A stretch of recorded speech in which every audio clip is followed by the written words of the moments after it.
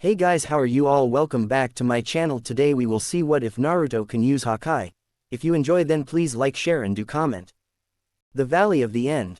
Boom. The power struggle ended in a spectacular explosion, sending debris and chakra in all directions as well as violently shaking the Valley of the End. When the smoke cleared, the central part of the valley was now a large crater that was slowly filling with water. In the center of the crater were two people. Sayuri Uchiha stood victoriously over the downed form of her former teammate, Naruto, who now had a nasty hole on the right side of his chest. Multiple points all over his body were bleeding, mainly his chest, head and mouth. He was barely clinging on to his life, even with Kyuubi trying to heal him. Sayuri looked down at Naruto, her Sharingan staring right into Naruto's half-open, cerulean blue eyes. Nothing will stop me from killing Itachi and avenging the Uchiha clan. Not even you, Naruto, began Sayuri. Naruto was in pain all over. He could barely move. Sayuri. She then began charging up another Chidori in her hand. At last. Now, I can complete the next step in getting my revenge. She kneeled down over him and lifted up her lighting-filled hand. Naruto's eyes widened. Wait. Stab. The second Chidori, this time, nailing the left side of his heart. Gah! He screamed and began convulsing on the ground, his eyes showing a look of pain and betrayal. After a few seconds, he stopped moving and his eyes began to slowly close. No, Sayuri, it thought, we. Through his slowly closing eyes, he saw Sayuri walking away from the crater and off to find Orochimaru in the Sound Village. He slowly lifted his arm up, almost like he was trying to reach for her but to no avail. His arm soon dropped back down after a few seconds. Meanwhile, Kyuubi was trying to heal all of Naruto's wounds but to no avail. His heart was slowly giving out and despite Kyuubi's healing powers, it wasn't enough to save him from certain death. The damage has been done. Damn it all. Looks like this is the end, Kit. I hope you knew what you were doing. Soon, darkness took over them. Unfortunately, neither of them noticed the tall, shadowy figure approaching them. 1 hour later, with Sayuri, en route to the hidden Sound Village. Slowly making her way towards Rice Country, Sayuri was calmly walking through Fire Country's surrounding forests, contemplating what had happened the last few hours since her defection from Konaha. She left the village after Sakura tried to convince her to stay, which she ended up getting knocking out in the process. She had already made a lot of ground before Naruto and some of her other fellow rookies intercepted her. However, most of the rescue team ended up falling behind to deal with the Sound 5, save for Naruto, who continued to chase after her, eventually leading to their battle at the Valley of the End and finally, Naruto's death by her hands. Finally, I gained more power and I'm out of that worthless village. Now there is nothing to stop me from coming after you, Itachi. Sigh, at least Naruto's death was worth it. Oh, if only she knew.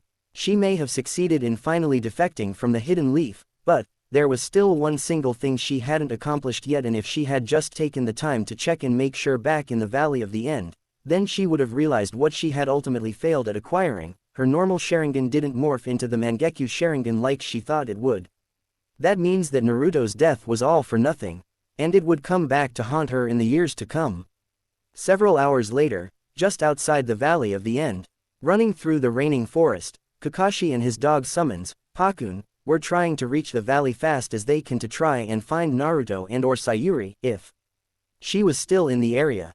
They made their way through the surrounding forest and eventually reached the entrance to the Valley of the End. What they found was not what they were expecting. Fallen and uprooted trees, cracks in the earth and a rather large crater in the center, the valley looked like it had a bomb go off from within.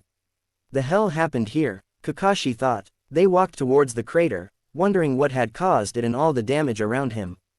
Kakashi was also wondering, where was Naruto and Sayuri in all this? Pakun, can you sense anything here? Asked Kakashi. I can't really sense anything, said Pakun, the rain is making it really hard to pick up any. Wait. I can sense someone, in the crater. It's Naruto. He's down there in the crater, yelled Pakun. They made their way down the side of the crater, looking for Naruto. Kakashi was concerned that Pakun sensed Naruto down here in the crater. If he was here, then it could only mean something was wrong. Kakashi then noticed a figure in the middle of the crater. Fearing the worst, he and Pakun slowly walked towards it. When the figure came into full view, Kakashi's eyes widened in horror. There, Lying in a pool of blood-tainted water was the motionless form of Naruto, broken, beaten, dead. Naruto! Yelled Kakashi. He ran over to Naruto's side and put his fingers to his neck. There was no pulse. No. Naruto. Damn it. I was too late, thought Kakashi. He looked at the rest of Naruto's body and saw just how banged up he was. Parts of his jumpsuit were shredded, where deep cuts were found. His head was bleeding from the side. His chest had not one but two fist-sized holes on it, the center one undoubtedly piercing his heart. Kakashi was trying to hold back his tears. He knew that the holes in Naruto's chest were caused at Chidori, the same move he personally taught to Sayuri. Seeing the damage done to Naruto made him realize how terrible of a sensei he was to Team 7. He completely ignored both Naruto and Sakura in favor of teaching Sayuri, having only taught the two of them only basic team exercises and tree walking. He taught Sayuri some advanced fire jutsu, chakra control exercises and finally the Chidori, an A-ranked assassination technique. He had intended for it to be a last resort attack against Gaara back in the Chunin exams, but instead Sayuri used it to kill Naruto, her own teammate. I'm so sorry Naruto. I was a terrible sensei to you and Sakura. All I taught the two of you were just basic exercises yet. I personally trained Sayuri alone instead of all three of you. I went against my own motto, the same one I told the three of you on our first day. And now you lost your life because of my failure as your teacher. Kakashi, is he? Yes, Pakun, he really is dead. And it's all my fault, said Kakashi as he picked up Naruto's lifeless body. It wasn't your fault, Kakashi. It was that Sayuri student of yours who did this, said Pakun. Yet she used the same technique that I personally taught her. If I hadn't taught her that jutsu, then maybe Naruto wouldn't have lost his life trying to get her back. Yelled Kakashi. Pakun sighed. He knew that Kakashi taught the girl that assassination jutsu, but he wasn't the one who dealt the killing blow to Naruto. But he could see why Kakashi was blaming himself. Let's head back to Konaha. There's nothing else left to us here, said Kakashi as he started to walk back to the hidden leaf. But wait, what about Sayuri? Shouldn't we go after her? Asked Pakun, walking beside him. No, she chose to abandon her village and comrades. As far as I'm concerned, she is not a shinobi of the leaf. Not anymore, replied Kakashi. The two began their slow trek back to the hidden leaf village. I'm sorry, Naruto, Minato-sensei, forgive me. He can only imagine the sorrow that would inevitably engulf Tsunade and the others once he returned. Location unknown. A short, blonde-haired figure was lying on the ground in the middle of an empty field. Suddenly, the figure began moving slightly. Naruto slowly opened his eyes as he regained consciousness. Kyuubi, within the seal, was also waking up as well. What the hell happened? Where am I? He thought. He noticed that he was sitting on a field of teal grass surrounded by flora of all kinds. In the distance, he saw what looked like a massive, hollowed-out tree sitting in what he assumed was center of this entire area. What is this place? He thought. He looked up and noticed many spherical shapes dotting the bright pink skies. Everything about this place was a mystery to Naruto. Now the question is, how did he get here? The last things he remembered were Sayuri stabbing him in the chest with her Chidori and Kyuubi's last words before everything went dark. Sayuri. The very thought of her brought up nothing but sadness and anger within Naruto. How could she do that to him? Why did she do it? Did she not realize that Orochimaru was just going to use her? Was she that dead set on getting revenge that she would screw over everyone in the leaf, even her own friends? Naruto clenched his fists tightly. He wasn't mad, no. He was just a little, absolutely livid. After everything they've been through, from their first team meeting to the C-turned-a-rank mission in Wave to all the times they hung out together as friends, as comrades, and she throws it all away just to gain power. Something within Naruto's mind suddenly snapped at that moment. His eyes widened slightly and his jaws clenched tighter than they already were. Blood began seeping from his already tightly clenched hands. The ground around him started shaking. He was leaking so much killing intent that anyone who would have felt it would drop dead instantly. Naruto, calm down. The amount of killing intent that was radiating from Naruto was starting to affect even Kyuubi. That heartless, backstabbing, traitorous bitch. He yelled and the ground beneath him started to crack under the pressure. Dirt and loose rocks around him began to float upwards as his energy began soaring to greater heights. Naruto was breathing very heavily as the land shook underneath him. His hair even started to float upwards and began to start glowing a much brighter shade of blonde. After a few more seconds, Naruto let out a rage-induced roar. As he let it all out, his hair suddenly glowed a bright golden color and a bright yellow aura began to form around him. Ki suddenly erupted from his body in shockwaves in all directions, completely decimating the ground below him. Most of his jacket was burned away by the initial burst of power. His muscles expanded and his hair was now spiked upwards while leaving a few bangs covering his forehead. His eyes also went from a deep cerulean blue to a bright, piercing cyan shade. After a few more seconds, the golden aura surrounding him faded away as Naruto slowly reverted back to his old blonde-haired, blue-eyed self. He was breathing heavily as he dropped down to his hands and knees. What was that power? What just happened to me? He thought. Interesting. So I was right about you after all. Naruto looked up and saw a rather tall and thin figure floating not too far away from him. He had long, snow-white hair that stood straight up and seemingly defied gravity. His clothing consisted of maroon robes, a black cuirass with white and orange diamond decorations and a bright blue sash around his waist. Around his neck was a large blue halo. He also wore black high-heeled shoes with white spats. In his right hand was a large blue scepter with a golden top that had an unusual ringed gem floating above it. "Who are you?" asked Naruto. The being looked at him with a rather amused expression. "Ah, where are my manners? Allow me to introduce myself. My name is Whis." "Whis, I've never heard of you before," said Naruto as he stood back up. "I wasn't expecting you to. The people of your world aren't aware of beings such as myself. Only a select few people actually know of my existence and now, you're one of them," said Whis as he hovered over the ground. Naruto raised an eyebrow. "Wait, beings, you mean there are others here as well?" asked Naruto. Whis nodded. "Yes, we aren't alone here. My student, Beerus is also here but he's currently sleeping," responded Whis. Naruto was about to say something before Whis interrupted him. "Yes, you will meet him soon," said Whis. That silenced Naruto. "Before we discussing anything further, do you know why you're here?"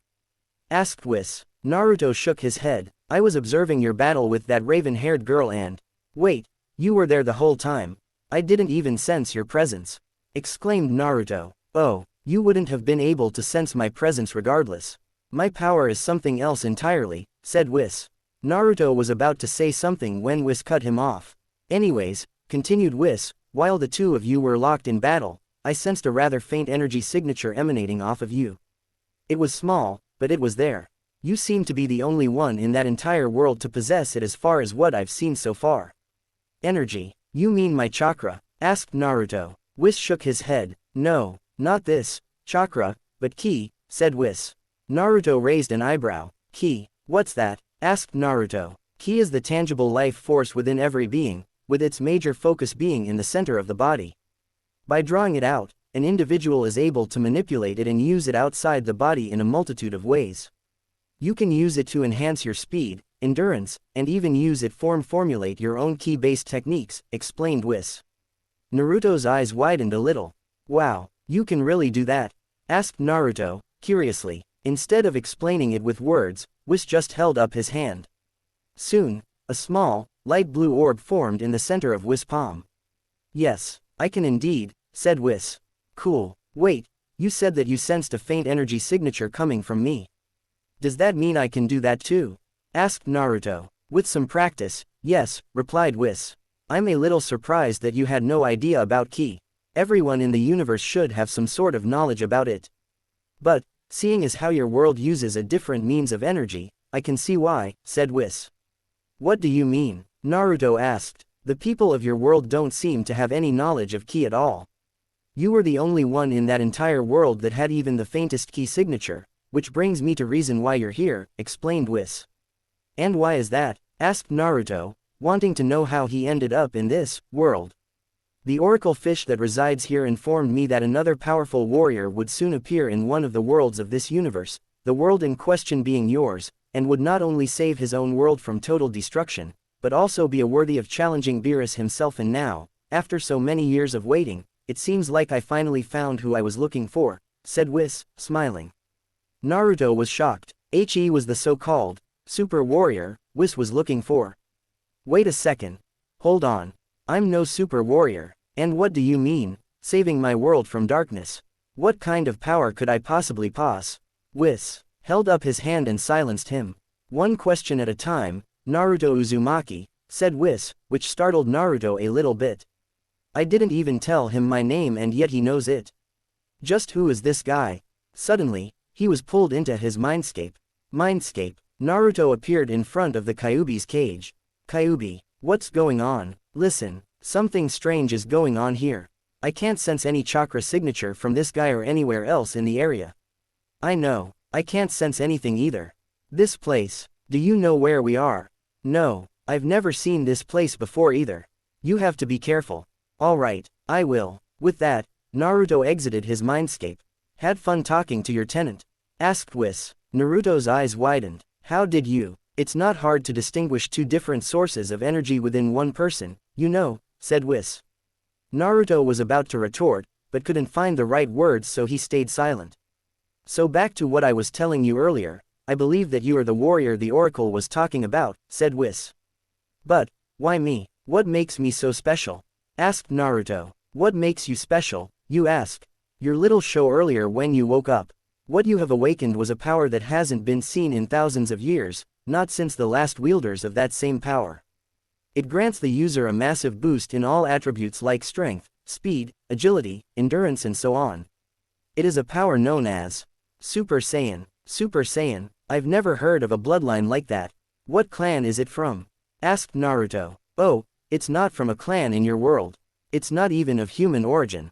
It comes from an alien race known as the Saiyans, began Whis. Saiyans were a powerful warrior race that had a lust for battle and they got stronger with each and every battle they fought in. They looked similar to humans except they grew tails which allowed them to transform into massive apes, called Uzarus, whenever there was a full moon were once had a very large population before most of them died in the destruction of their home world. Fortunately, a select few survived and lived on. Okay, so what does this have to do with me?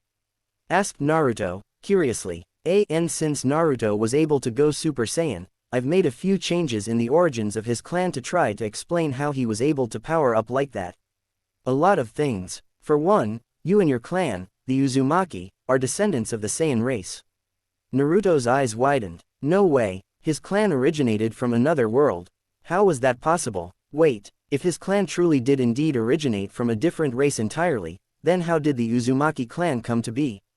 If the Mai clan originated from another world, then how did we end up here then? Asked Naruto. From what I know, Whis began explaining, one of the surviving Saiyans ended up having an offspring that eventually found its way here into your world long ago. The offspring eventually had kids of their own and as time went on, your numbers grew and eventually, your little group would become what is known today as the Uzumaki clan. Naruto was having a hard time taking in all of this. It's not every day that you find out that your clan descended from a warrior race. Wait a second, how does Whis know about this if it happened a long time ago? How exactly do you know all of this? Asked Naruto, curiously. Let's just say that I've been around longer than most can say for themselves, said Whis with an eye smile. Naruto raised an eyebrow. Oh okay, so, you mentioned that one of the surviving Saiyans had an offspring, right? Asked Naruto, changing the subject. Whis nodded. Who was the Saiyan then? Just look into this orb. You'll see just who he is, said Whis. Naruto looked into the orb and was immediately bombarded with images of death and destruction. Every image he saw was filled with cities on fire, countless people running for their lives and some images were of whole planets blowing up. It was nothing but chaos and destruction and finally, Naruto saw him, the Saiyan he and his clan descended from. He was a very tall and bulky man, wearing baggy white pants with a red sash over it. He wore golden boots and gauntlets with gems on them. On his upper body, he wore only a golden necklace with a gem similar to his other clothing. His hair was a yellowish green with spikes in all directions, similar to Naruto's transformation as well as blank white eyes. He was floating above a seemingly abandoned and ruined city, looking down at it with a very maniacal smile on his face. Then, Naruto saw others charging at his aunt's store. He wasn't entirely sure who they were but he had a feeling that these might be the other surviving Saiyans, judging by their human-like appearances and powerful auras. That's when an animalistic roar occurred, followed by a scream of Kakarot. Naruto saw his aunt's store charge at the incoming group right as the images faded away. That Saiyan, who was he? Asked Naruto, looking back at Whis. That man you saw just now. He is known as Broly, the legendary Super Saiyan, said Whis. Legendary Super Saiyan? Naruto asked. Legendary Super Saiyan is more than just a title. It's actually an unstable variation of the normal Super Saiyan form. Normal Super Saiyan form? Interrupted Naruto. Yes, I'll explain that later, said Whis before continuing his previous explanation. Anyways, it's almost like a mutation of sorts, causing the user to bulk up considerably without hindering their overall speed as well as giving them a near-endless supply of energy. The user's power would also grow significantly more powerful over time. In Broly's case, it made him almost unstoppable during his time. It took the combined effort of all the surviving Saiyans and their allies to beat Broly, but even then, he came close to killing all of them and even managed to return again before he was finally defeated once and for all, explained Whis. He was that powerful? Asked Naruto. Indeed he was. Entire planets have fallen to his might. He was a monster of a man, and yet, somehow, he managed to have an offspring at some point in his life and, well, you know the rest, finished Whis. Well, this certainly has been a hell of a day so far for Naruto. Finding out that your clan originated from a different world wasn't something he was expecting to be true. Then, he is told that he is the fabled, super warrior, that Whis has been looking for all this time. Naruto's brain was basically out of whack with all of this new information. Okay, began Naruto, before I end up losing my mind because of all this, let's just start from the beginning and discuss why I'm here and what'll be happening soon. Alright, let's begin then, responded Whis.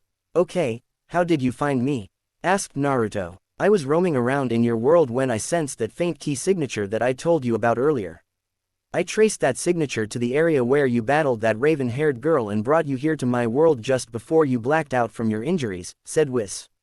Okay then, thanks, I guess. Next question. Can you explain what this, oracle fish, told you? Asked Naruto. The oracle said that a powerful super warrior would soon be born somewhere in your world. That warrior would go on to stop a major conflict that could potentially tear your world apart, which is something that Beerus and I can't allow to happen, explained Whis. Naruto raised an eyebrow. What do you mean can't allow? Asked Naruto. Whis sighed. I supposed I have some explaining to do. Naruto was anxious to hear this. Beerus and I are the gods of this universe. ...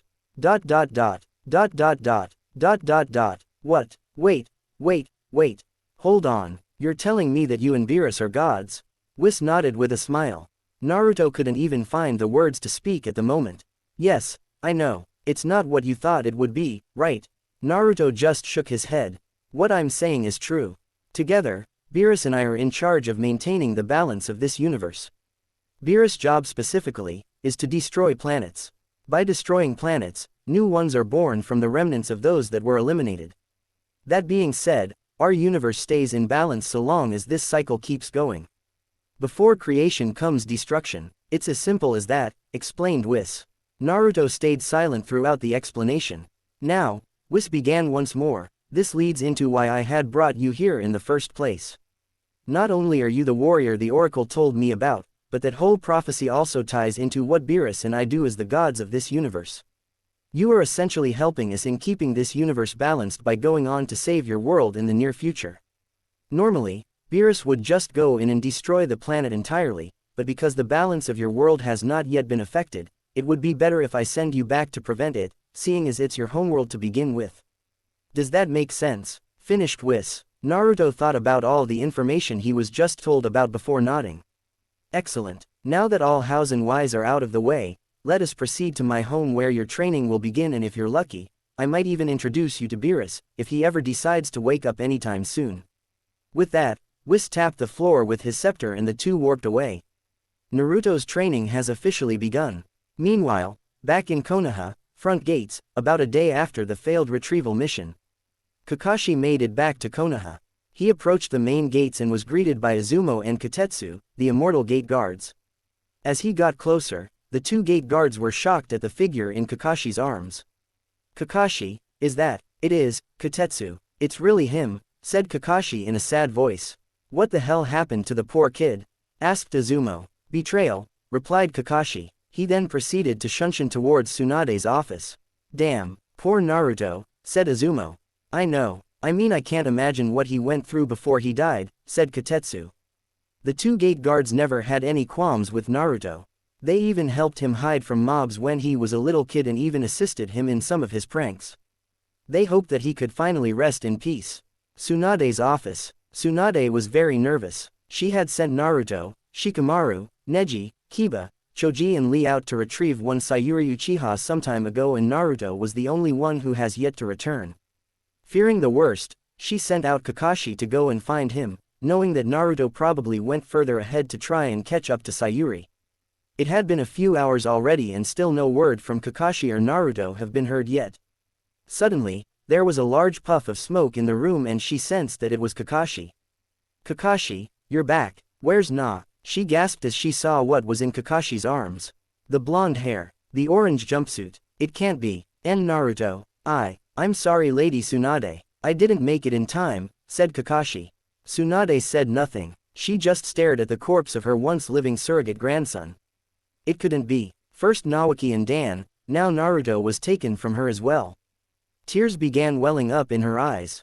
How did this happen? She asked, quietly. Sayuri. She killed him, replied Kakashi, sadness evident in his voice. Leave him here, I'll get him prepped for his burial. You go and call the others, including Gaara and his siblings, and tell them to go to the top of Hokage Mountain. We'll be burying him there, said Tsunade. Kakashi nodded and left Naruto's body in Tsunade's arms before leaving the room. Just seconds after he left, Tsunade immediately began crying uncontrollably. 30 minutes later, Hokage Mountain. All members of the Rookie 12, including those in the retrieval mission, they've recovered at this point, and their senseis as well as Shizune and the Sand siblings made it to the top of Hokage Mountain. Most of them were oblivious to why they were called forth by Tsunade, but some, mainly Shikamaru, Neji, Hinata, Shino, and Gaara, had a bad feeling about what was going on, judging by the very noticeably sad tone in Kakashi's voice when he visited all of them. What do you think Lady Tsunade called us for?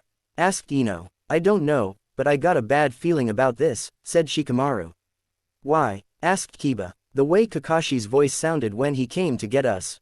Did anyone else notice? Said Shikamaru. Yes, he seemed very depressed, as if something bad happened, responded Shino. Asuma, Kurenai and Guy were also very concerned about Kakashi.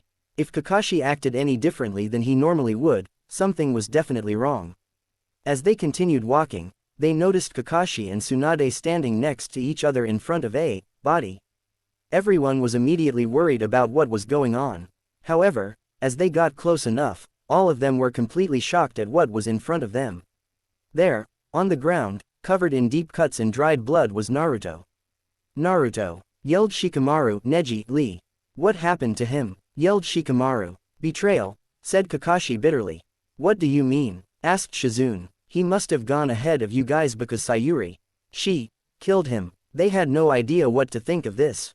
Just hours ago, as of this chapter, they were all part of the retrieval mission to get Sayuri back. Unfortunately, they had to retreat back to the village due to injuries sustained in battle with the Sound Five. Granted, they did manage to defeat them, but they were unsuccessful in bringing Sayuri back. However, they hadn't expected Naruto to have made it farther than they had. They also weren't expecting him to get killed as a result. All of you except those involved in the retrieval mission, leave, said Tsunade. The rest of them nodded before leaving down the path of Hokage Mountain and back to the village. Tsunade sighed and turned towards the remaining rookies. What is it you want with us, Lady Tsunade? Asked Shino. Shikamaru, Choji, Kiba and Lee were also wondering the same thing. I'm sure all of you are aware of the way the villagers looked at Naruto, correct?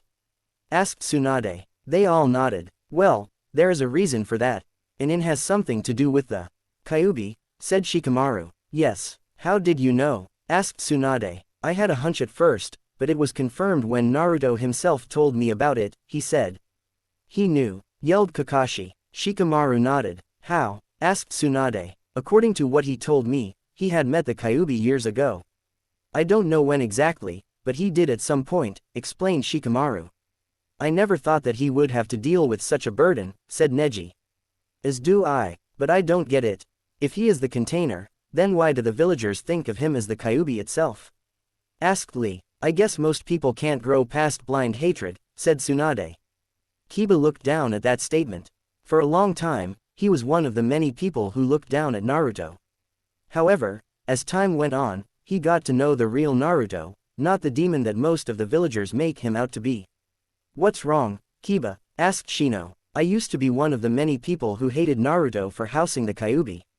But I got to know him over time and I finally realized that he wasn't the demon that the villagers thought he was. We didn't have the greatest time growing up together, so I was planning to make it up to him, but now I can't," finished Kiba with a somber tone in his voice. Tsunade was actually surprised at this. She wasn't expecting someone to actually let go of their hatred of Naruto. She was glad that there were at least some people who had brains in the village. "I was one as well, but I never really tried being mean to Naruto, since I got to know him as well," said Choji. Shikamaru smiled at this. He was glad that his longtime friend had the same impression of Naruto as Kiba did. "I wish the Ino and Sakura thought the same way," said Shikamaru. "I highly doubt that anything we say will ever change their minds about Naruto, especially Sakura," said Shino. Kakashi sighed. Sakura has always had it in for Naruto, even before they were placed on Team 7. From what he knew, Sakura seemed to berate him and physically abuse him on what was probably a regular basis. He had hoped that she would grow out when they became a team, but he was wrong. She hadn't changed at all since leaving the academy. Kakashi clenched his fists. He wasn't going to tolerate this behavior any longer. "Excuse me, Lady Tsunade. I'm going to have a chat with Sakura," said Kakashi. "Take your time, Kakashi. Make sure she hears every word," said Tsunade. Kakashi nodded before leaving towards Sakura's residence. "You think he'll succeed in changing her views?" asked Kiba, curiously. "Probably. Knowing him, he won't stop until progress is at least made," finished Tsunade. "So what now?" asked Choji. "We'll be holding his funeral soon. For now, all of you can go home. When everything is ready, I will summon you guys back, got it?" The 5 rookies nodded before heading back to their respective homes. Tsunade looked back at Naruto's body before sighing once more. "I wish you were still here, Naruto.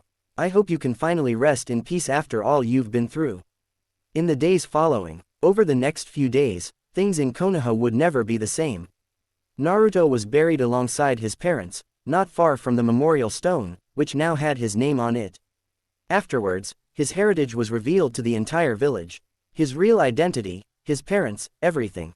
At this point, pretty much everybody's opinion of him had changed. Shopkeepers who had kicked him out of their stores in the past were ashamed of themselves, as many of them were classmates with Minato and Kushina. Teachers at the academy, besides Iruka, promised to teach all of their students from now on. Naruto's funeral service was very interesting to say the least. Much of the villagers were present as well as the remaining rookie 12 and Gaara and his siblings. Many shared their voices over the course of the service, but a few stood out, mainly Shikamaru and Gaara. Flashback: Naruto's funeral service. Storm clouds were gathered in the skies of Konoha as they rained down on the village. Shikamaru stood in front of Naruto's grave, a look of sadness in his eyes. "I'd known you for years. We grew up in the academy together. I always knew that there was something beneath that happy-go-lucky attitude of yours. You put with this village's bullshit for years and yet, you always managed to have a smile on your face. You had this aura of positivity around you even at the worst of times. But now it's gone. You lost your life trying to bring someone back to the village, someone who cared about nothing but herself these days. Maybe if things had gone differently, then maybe you would have still been here. I'm sorry, Naruto." With that he walked back to the crowd, ignoring most of the people around him as he walked away. The next person to come up was Gaara.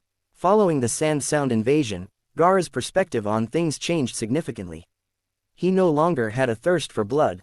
Instead, he took Naruto's words to heart and it allowed him to slowly repair his relationship with his family as well as his home village, Suna. "I knew what it was like to be feared and hated by my own village. You and I have more in common than most people can say for themselves. I don't think I have never met anyone as unique as you. You helped me see things in an entirely new light after the invasion. You gave me a new purpose in life, to form bonds with others and protect them to the best of my ability. Unfortunately, your death has prevented me from returning the favor. We might not have known each other for very long, but I already consider you a friend. I can only hope that you can finally rest in peace in the afterlife." With that he walked back and with his siblings, Temari and Konkuro, they left the village and returned to Suna soon after. End flashback. After the funeral service, the overall mood in the village was very gloomy. It didn't have that same lively feeling like it used to have. Not anymore, and it would remain like that for a very long time. However, events would soon unfold, setting the stage for what could be yet another disastrous war that sweep across the shinobi nations like a wildfire. And among all of that, something very unexpected would shake Konaha to its core, something from beyond the stars. 7 years later, over the next 7 years, Naruto would endure a hellish training regimen to master his newly awakened power as well as getting to know more about his Saiyan heritage. Among his training methods, he did things like improving his control over ki, learning how to regulate his power output when powered up to Super Saiyan, developing an actual fighting style which revolves around mostly speed, precision and stopping power, and he even learned how to generate the same attacks that Broly used in his time, such as the Eraser Cannon and Gigantic Meteor. Both were very difficult for him to learn at first since both attacks required a lot of ki to use before launching them, but he got the hang of it after a while. Along the way, he also learned some of the moves that the other surviving Saiyans utilized. Thanks to Whis, Naruto was now able to use some of the Saiyan's most powerful attacks such as Goku's Kamehameha, Vegeta's Big Bang attack and so on and so forth. Whis was rather generous when he decided to train him just like he did with Goku and Vegeta many years prior. According to Whis, a more diverse arsenal prevents over-reliance from becoming a problem in the long run. Naruto agreed with that reason as he also believed that a larger array of attacks was better than a few.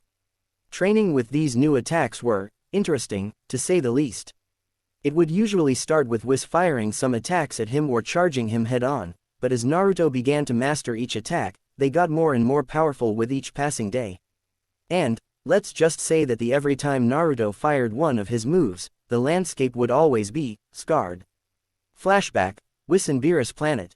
The sounds of explosions filled the air as Naruto flew up into the air, dodging all the projectiles that Whis fired at him. As he flew through the air, he drew his arms to his side and focused his energy in between his hands and soon, a swirl of blue energy began forming. Kamehameha, he started chanting. The energy in his hands grew even larger and generated a swirling, light blue aura around his arms. He then shot both his arms forward and yelled, "Ha!" Suddenly, a massive, blue energy wave erupted from his hands and began surging towards the god. Luckily, Whis dodged it in time, but the ground he was standing on ended up getting obliterated as the Kamehameha blasted through it like it was nothing. As Whis landed back on the ground, he looked at Naruto with a deadpan expression. "Must you always have to decimate the landscape every time we train like this?" he asked. "Yes," responded Naruto, nonchalantly. The god of creation sighed. Whis tapped his staff on the ground, causing the landscape around them to slowly repair itself, and soon enough, everything was back to the way it was before the training session. Of course he just had to develop the same thirst for battle just like Goku and Vegeta. "Why am I not surprised?" thought Whis. End flashback. Yep, that's pretty much how every training session was. Whis will either launch projectiles or charge him head-on, and then it ends with Naruto blowing up the surrounding area. Typical DBZ fashion, am I right? In terms of physical and mental growth, the past few years have been very good to Naruto.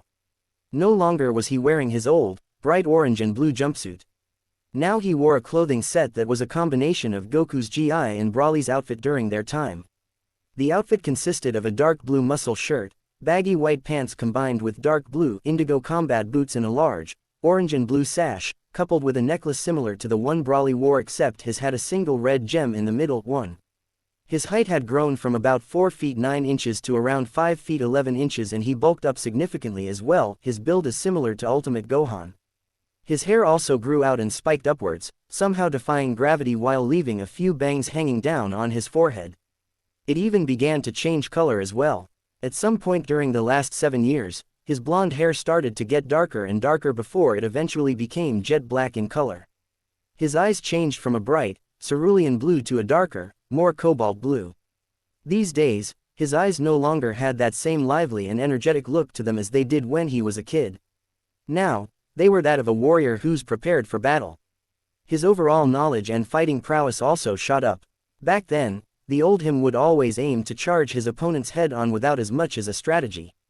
These days, he has a knack for observing his enemies, figuring out their strategy as well as their offensive and defensive capabilities. Overall, he's not the same kid anymore. That old Naruto no longer exists. In his place was now a fierce Saiyan warrior ready for the toughest of battles to come. Now we find Naruto training in one of the empty fields once more, fighting a dummy that was created himself to test out any moves he plans on practicing and improving on. Naruto was standing not too far away from the target dummy as he wondered what move to use next on said dummy. Okay, let's see. I've already got the Super Kamehameha down, as well as Broly's attacks, so now it's time to try that one. I've been meaning to try it out, he thought. Naruto floated about 60 feet off the ground and drew both of his arms to his sides. In each hand, a large amount of Ki began to generate. Soon, a bright yellow aura surrounded him as the Ki began pulsating in his hands. He had been meaning to try out this new attack for quite some time now, ever since Yami gave him the Saiyan's memories a while back. The entire training grounds were now shaking under the pressure of Naruto's next move. He then aimed his arms forward and right as the attack was to be unleashed, he yelled, "Phenol FLAAAAAAAAASH." Right as he yelled out, a massive beam of golden yellow energy erupted from his hands and surged its way towards the target dummy before engulfing it, and the surrounding area, in a spectacular display of pure, unadulterated power. From a distance, all you could see was a very bright flash of yellow that lasted for about 10 long seconds before finally dying down. When the light finally died down, the entire training grounds was pretty much a wasteland at this point. Where the dummy once stood was now a massive scar in the ground that ran for who knows how long. Not bad, he commented. Knowing that Whis was going to get pissed again, Naruto decided to call it a day and used instant transmission to return to his room. Some time later, Naruto's quarters. Naruto was staring out of the window in his room as he let out another sigh. Even years after arriving here on the God's planet, he still had some second thoughts as to why he agreed in the first place. Sure, he was going to stop two evil schemes from destroying his world, but the real issue here is the group caught in the crossfire that's causing him to question his decision. Yes, he is talking about the hidden leaf, the reason he had basically no childhood whatsoever. Instead of playing around with the other kids or having a family to call his own, he grew up scorned and victimized by everyone, well, almost everyone. There were still a select few who never thought of him as a demon, and it was the thought of losing them that had initially caused Naruto to agree to Yami's deal. But, now that he thought about it, his overall impression of the leaf still hasn't changed since his death. He still hated the place along with most of its residents. He was still pretty sure that people still considered him the Kyuubi incarnate to this day, even though Kyuubi is no longer sealed inside of him, and he was still positive that both of his old teammates still haven't changed. Looking back, he realized just how doomed from the start Team 7 was. Sakura was the weakest link in their team. Let's be honest. Sakura wasn't really that strong until after her training with Tsunade. She practically had no training in any shinobi arts except for those taught in the academy. Her chakra levels were abysmal at best, and Naruto was pretty sure that she didn't have any real survival skills in battle, well, as far as he knew. They used to be friends, but her evolving attitude ultimately destroyed the friendship they once had. Back in their pre-academy years, Sakura was one of his best friends at the time, but as they got older and began their quest to become shinobi of the leaf, their friendship started to slowly fall apart. It got so bad that it seemed like she couldn't even stand the sight of him anymore. When they got put into a team together, Naruto was hoping to become friends with her like he used to be, but instead it only got worse. She would often berate him for being useless during missions, and whenever he would try anything, let alone talk to her, it would usually end with him down on the floor as she storms off. However, Sakura wasn't the only person that on Naruto's head right now. The other was someone that he was very familiar with, and she was the whole reason that he ended up dead in the first place. Sayuri Uchiha. After everything they've gone through together, from the day they met, to all the times they spent together talking, laughing, spending time in each other's company, to their placement on Team 7, she threw it all away like it was nothing. It's unfortunate, really, just how similarly the circumstances were of both Sakura and Sayuri leaving him behind. Only, Sayuri was much more vicious about it. She was the first to ever acknowledge Naruto as himself rather than the Kyuubi. She was his first real friend. Growing up, Naruto had to deal with the discrimination of practically everybody in the village, and it really was hell for him. When he met Sayuri, she was one of the nicest people he had ever met. She would always spend time with him telling jokes, talking about the latest news and so on and so forth. During those days, he even developed a bit of a crush on her, since she would always spend time with him. Sayuri also seemed to like him back as well, even though she did a good job of hiding it.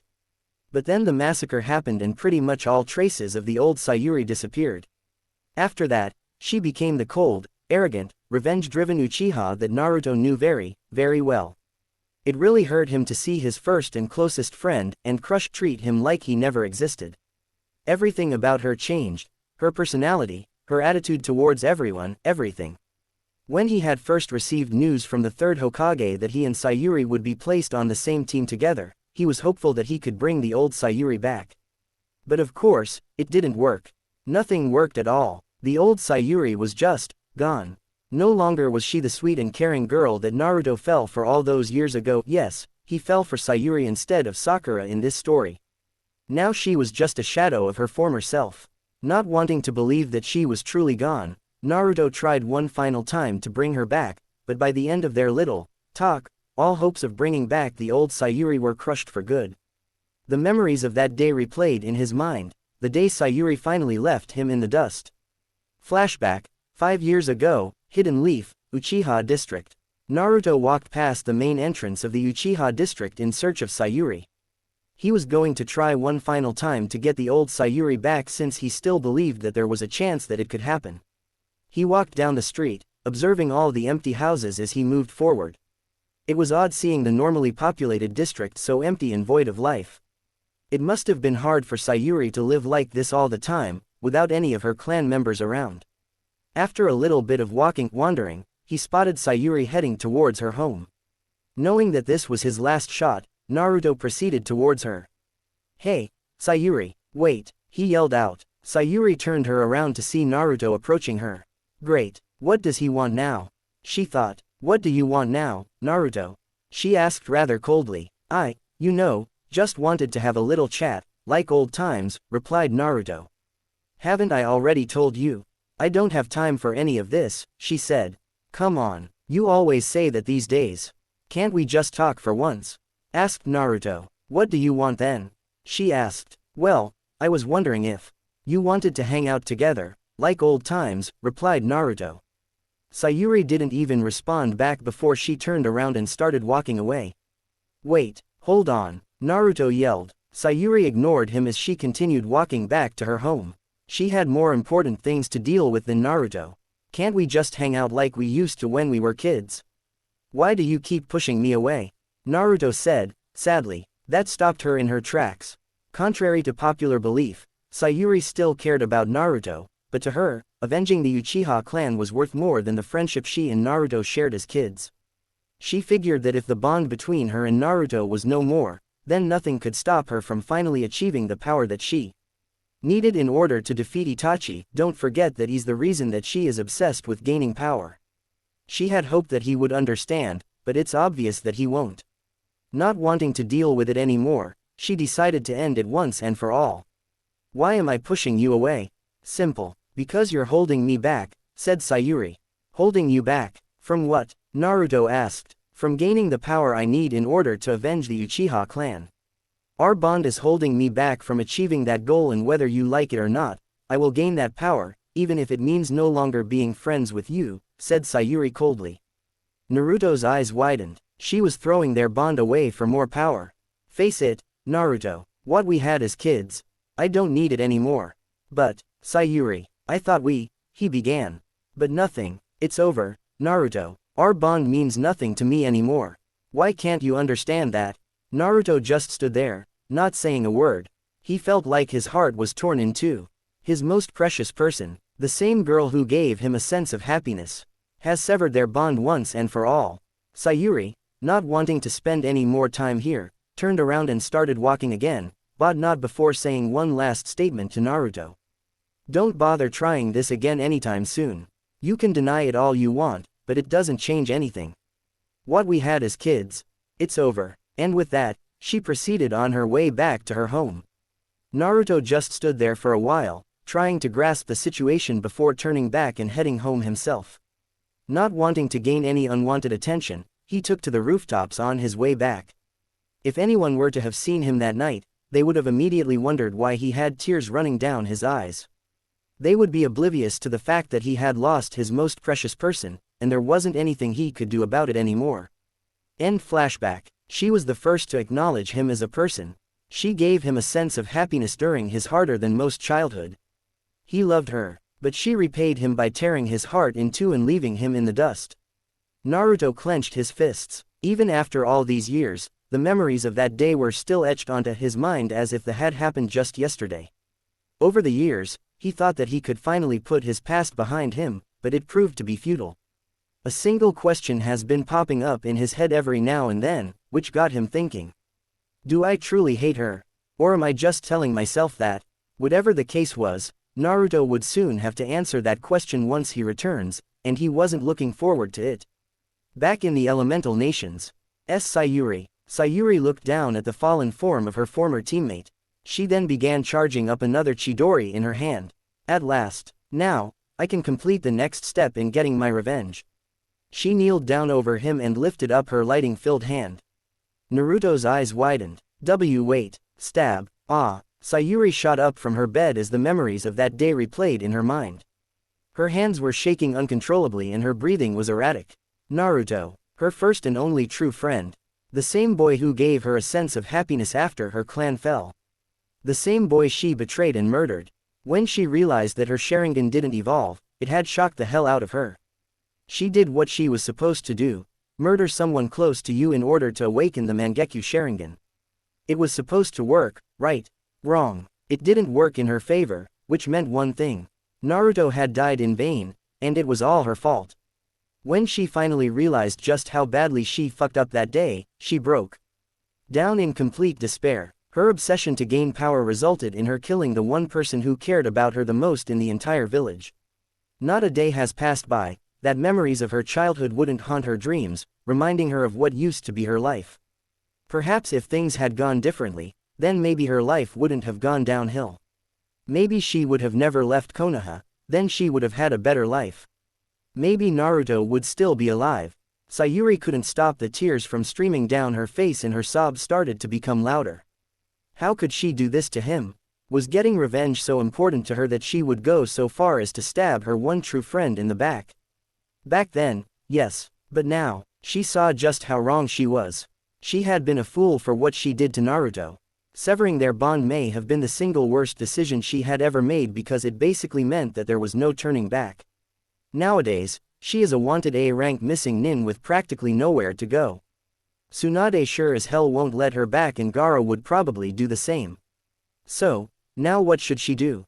Just stay on the run for the rest of her life? She doesn't know. Regardless of what she or the rest of her group plan to do, it all boils down to, it's your fault for screwing up. Perhaps this was her price to pay for throwing her life away all those years ago. Maybe this was Kami's way of punishing her for her foolishness. Naruto, I'm so sorry. She repeated that statement in her head over and over again, despite the years that have passed since his death, but that didn't stop her from regretting it any less. Oh, how she wished that she could see him again, to make up for her stupidity from that day. But she knows that she'll never see him again, right? Hidden Leaf Village, 7 years after VOTE mission. If someone were to discriminate you your entire life for something not in your control and not realize how wrong they were about you until it's too late, are they worthy of forgiveness? Would you be willing to give them a second chance? Does blind hatred justify someone getting mobbed on, beaten down, overpriced in stores or any other form of victimization? Not in the Leaf Village, it doesn't, not anymore at least. Ever since the Kyuubi's attack almost 22 years ago, the citizens of Konoha couldn't let go of their hatred for the tailed beast. Because of that, it ended up leading to the not-so-illustrious childhood of one Naruto Uzumaki, the demon brat, as most of them used to call him. Very few ever treated him as a normal person. Those few included the late Sandaime Hokage, Hiruzen Sarutobi and his son Asuma, Kakashi, the Ichiraku family, Tsunade, Shizune, Jiraiya and some of the remaining rookie 12. Through these individuals, Naruto was able to have a somewhat bearable life in the Leaf. Unfortunately, it didn't stop him from eventually getting himself killed trying to bring back another former member of the Leaf. It took many years, but the citizens of the Leaf have finally let go of their hatred for Naruto, and what did it take for them to finally do it? They found who he was related to. He was the son of their proclaimed hero, Minato Namikaze, the Yondaime Hokage, and his wife, Kushina Uzumaki. The moment this was revealed, public opinion of Naruto changed dramatically. No longer was he considered a monster or demon brat, as he was once called. Nowadays, any mention of Naruto was considered taboo, especially around people like Tsunade. Overall, the Leaf Village was affected by Naruto's death in more ways than one. Not only were its citizens affected, but many people around the elemental nations who have interacted with Team 7 in the past were affected well. Tazuna and his family over at Wave Country were shocked to hear that Naruto had perished and to hear that the Leaf had rejoiced in his death initially, that almost resulted in their alliance breaking apart. The same could be said with Spring Country's daimyo, Koyuki Kazuhana. When she heard about Naruto's passing, she almost lost her shit and broke off their alliance with the Leaf. Luckily, Tsunade had sent her a message saying that public opinion of Naruto had changed in the Leaf for the better and was hoping that their alliance was still in affect. Koyuki was reluctant at first about the message, but eventually, she messaged back saying that their alliance was still holding together, for now at least. Perhaps, the person most affected outside of the Leaf Village and Sayuri was Gaara. Out of all the people that knew Naruto, Gaara was able to relate to him the most. He knew what it was like to be ostracized by your own home village. He too had grown up alone and without any friends. But what sets him apart from Naruto is that he was able to change the opinion of his home village on his own. It took Naruto dying for things to finally change, unfortunately, and that's why he hated Konaha for a while. Luckily for Konaha, most of his hatred was directed at one Sayuri Uchiha. A Jinchuriki's life is almost always one of loneliness and discrimination, and the fact that she befriended him at a young age only to stab him in the back in the end was something that was unforgivable in his mind. He could not believe that she had stooped so low just to quench her thirst for power. He made it a promise to Naruto that if he ever saw her again, he would not hesitate to kill her. In a few days, Gaara was going to visit the Leaf Village as per Tsunade's request. When he gets there, he and Tsunade will be discussing what to do about a certain Snake Sanin on the move again.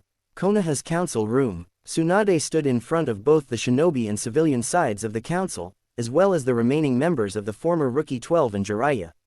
Thank you all for coming. Now, as you all know, Orochimaru had attempted to invade us a few years back, but fortunately, he failed. But now, it seems that he has mustered up enough forces to try again, and now, he's declared war on us once more. Everyone in the room began talking amongst themselves.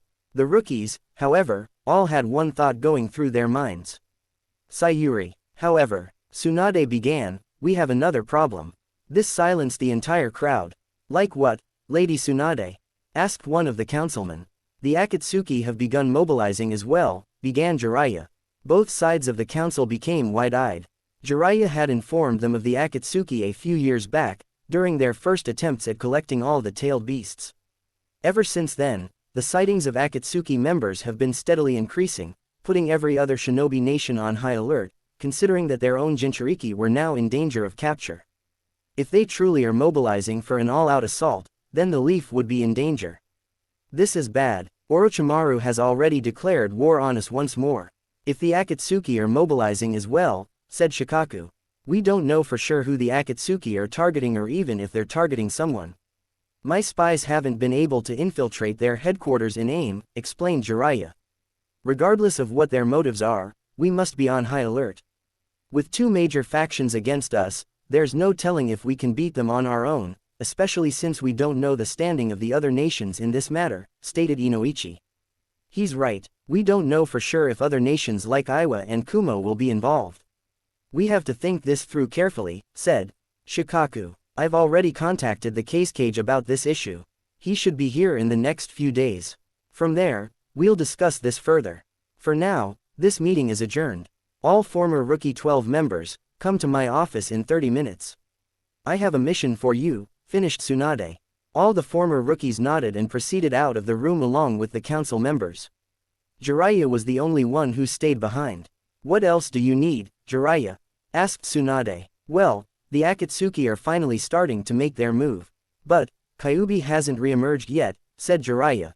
What are you getting at? Asked Tsunade. What I'm saying is that, since that day, don't you dare, Tsunade threatened. I know, just hear me out, okay? pleaded Jiraiya. Jiraiya was well aware that mentioning Naruto in any way to Tsunade is basically a death sentence, but he had a point to bring up and Tsunade needed to hear this. Fine. What is it? Asked Tsunade, crossing her arms. Alright, so I've already told you that the Akatsuki have begun mobilizing, right? Asked Jiraiya. Tsunade nodded. Alright, now, I want you to think about this. The Akatsuki are after the tailed beasts, and from what we've seen, they've already made attempts at capturing some of the other Jinchurikis. Regardless of whatever they're planning, they need all 9 tailed beasts in order to set their plan into motion. Only 8 of them are present in the nations with Kyuubi gone. Despite that, the leaf still seems to be a big target for them, explained Jiraiya. What are you getting at, Jiraiya? Asked Tsunade, curiously. What I'm saying is that there's something odd going on. Akatsuki members have been spotted the most frequently in the Land of Fire and in some instances, just outside of Konaha.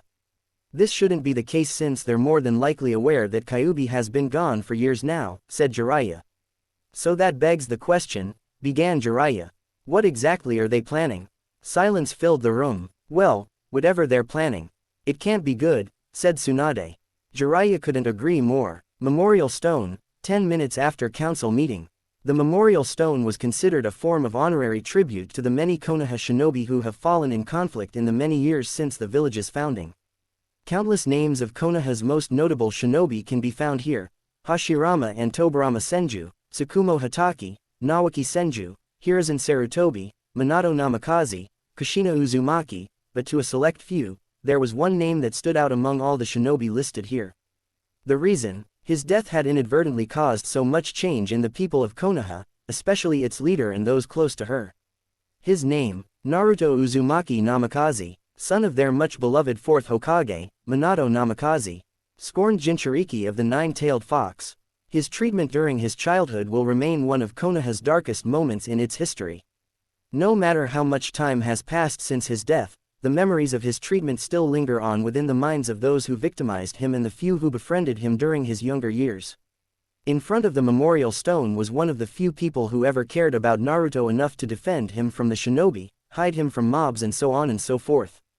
Kakashi Hatake looked at all the names of people he had lost over the years since he became a shinobi, but few had deeply affected him like Naruto had. To Kakashi, abandoning your teammates in any way, shape or form was something he swore he would never do, something his sensei, the 4th Hokage, had taught him in his youth. It was a severe blow to him, knowing that he had gone against his own creed when it came to Naruto. It was even worse when he found out that Naruto was the son of his sensei. As Kakashi looked on, he didn't notice the person who walked up behind him. Hey, Kakashi-sensei. Kakashi looked behind him and saw his last remaining student, Sakura Haruno. She, just like the rest of the Rookie 12, has changed greatly over the years. Appearance-wise, she had changed only a little bit. She still had her same old red outfit, except it had longer sleeves and black biker shorts, Shippuden outfit with a few changes. Her hair had grown out again and was now at shoulder length. Other than that, her appearance hadn't changed that significantly. Her personality, however, had changed drastically. Thanks to training under Tsunade alongside Ino and Hinata, not to mention her little talk with Kakashi a few years back, her attitude had finally changed for the better. She was no longer that same as she was years ago when Team 7 first formed. Nowadays, she was much friendlier with everyone and didn't have the same tendencies to hit others anymore. It really helped her in finally rekindling her friendship with the other rookies. Hello, Sakura. What brings you here? Asked Kakashi. Oh, I just wanted to. Still bothering you? Interrupted Kakashi. Yeah, responded Sakura. Want to talk about it? Asked Kakashi. Yeah, said Sakura. Hard to believe it's been years since that day, huh? Asked Kakashi. Sakura looked down. She was disgusted with herself after realizing just how much she had treated Naruto so poorly, especially knowing that she was one of his closest friends at one point in their younger years. Remembering all the times she had spent with Naruto only to throw it away nearly brought her to tears, very similar to a certain other kunoichi. I was wrong, she said quietly. What? Asked Kakashi. I was wrong, Sakura said louder. About what? Asked Kakashi again. Naruto. I was wrong to treat him like that. He was one of my first friends and I treated him like he was worthless, said Sakura, tears building up in her eyes. Kakashi was sad, yet relieved at the same time. He was sad that now he only had one remaining student left, but also happy that she finally realized her mistakes. I don't know what came over me. It was like I just inadvertently followed the other villagers in scorning him. Maybe if I had known the real him back then, maybe, he would. Sakura started sobbing as she continued to speak. Kakashi came over and put his arm on her shoulder. I shouldn't have pushed him away all those years ago. I should have kept our bond intact, cried Sakura. Kakashi looked at her with a somber expression. We were all so wrong, she said, tears freely flowing. A few minutes later, Sakura said her goodbyes before going home. Kakashi soon found himself alone once again. Deciding to call it a day, he started walking back home. Just as he started walking, he glanced at the stone one last time before making his way back home.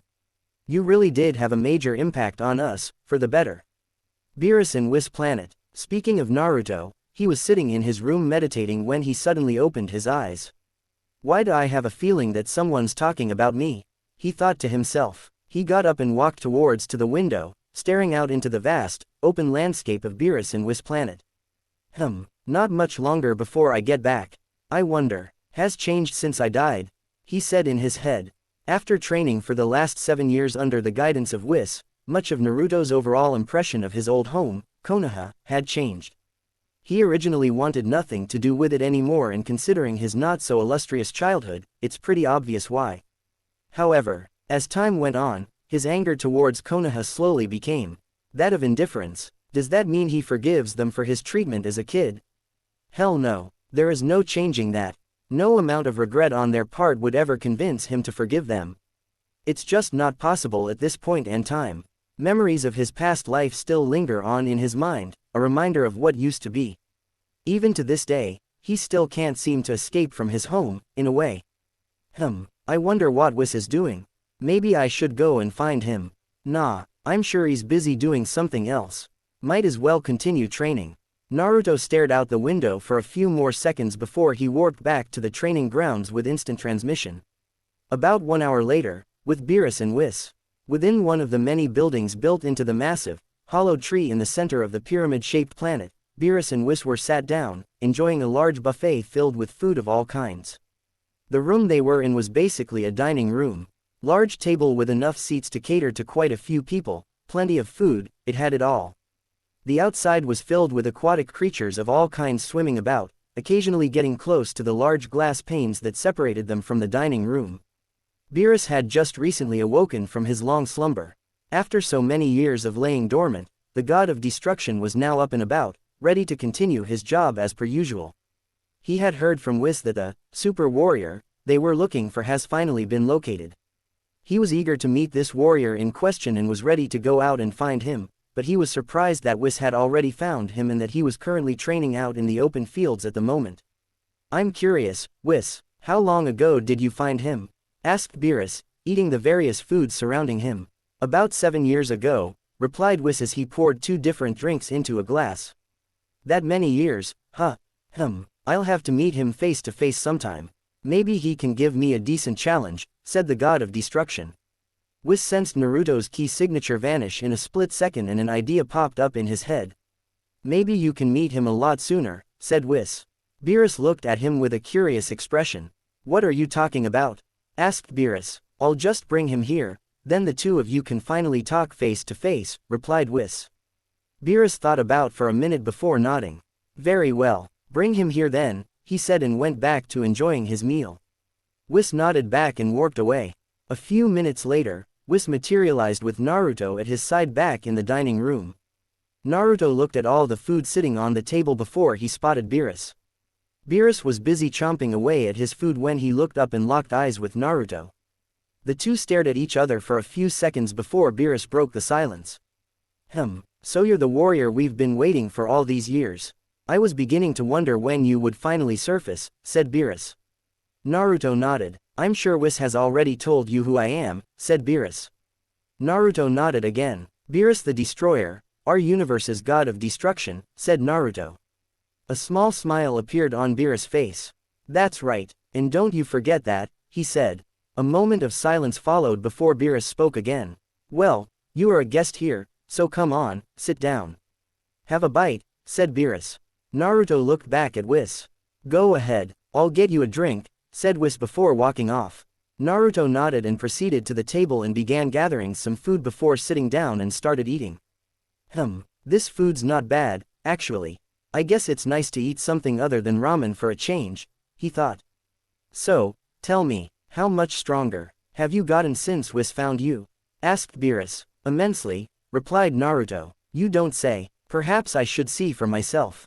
What do you think? Care to show me your strength sometime?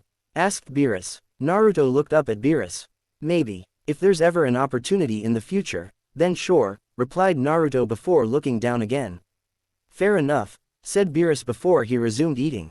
The two sat at the table in silence for a few minutes before Whis came back with some drinks. I take it you two are getting along? He asked, setting the drinks down. We're doing all right, said Naruto, chowing down on his food. Whis smiled at him. Oh, wonderful, he replied. The three sat down at the table, enjoying their feast. The time for his return was fast approaching. Soon, Naruto will fulfill his duties to Whis and Beerus. And maybe, just maybe, he can settle some things from his old life once and for all.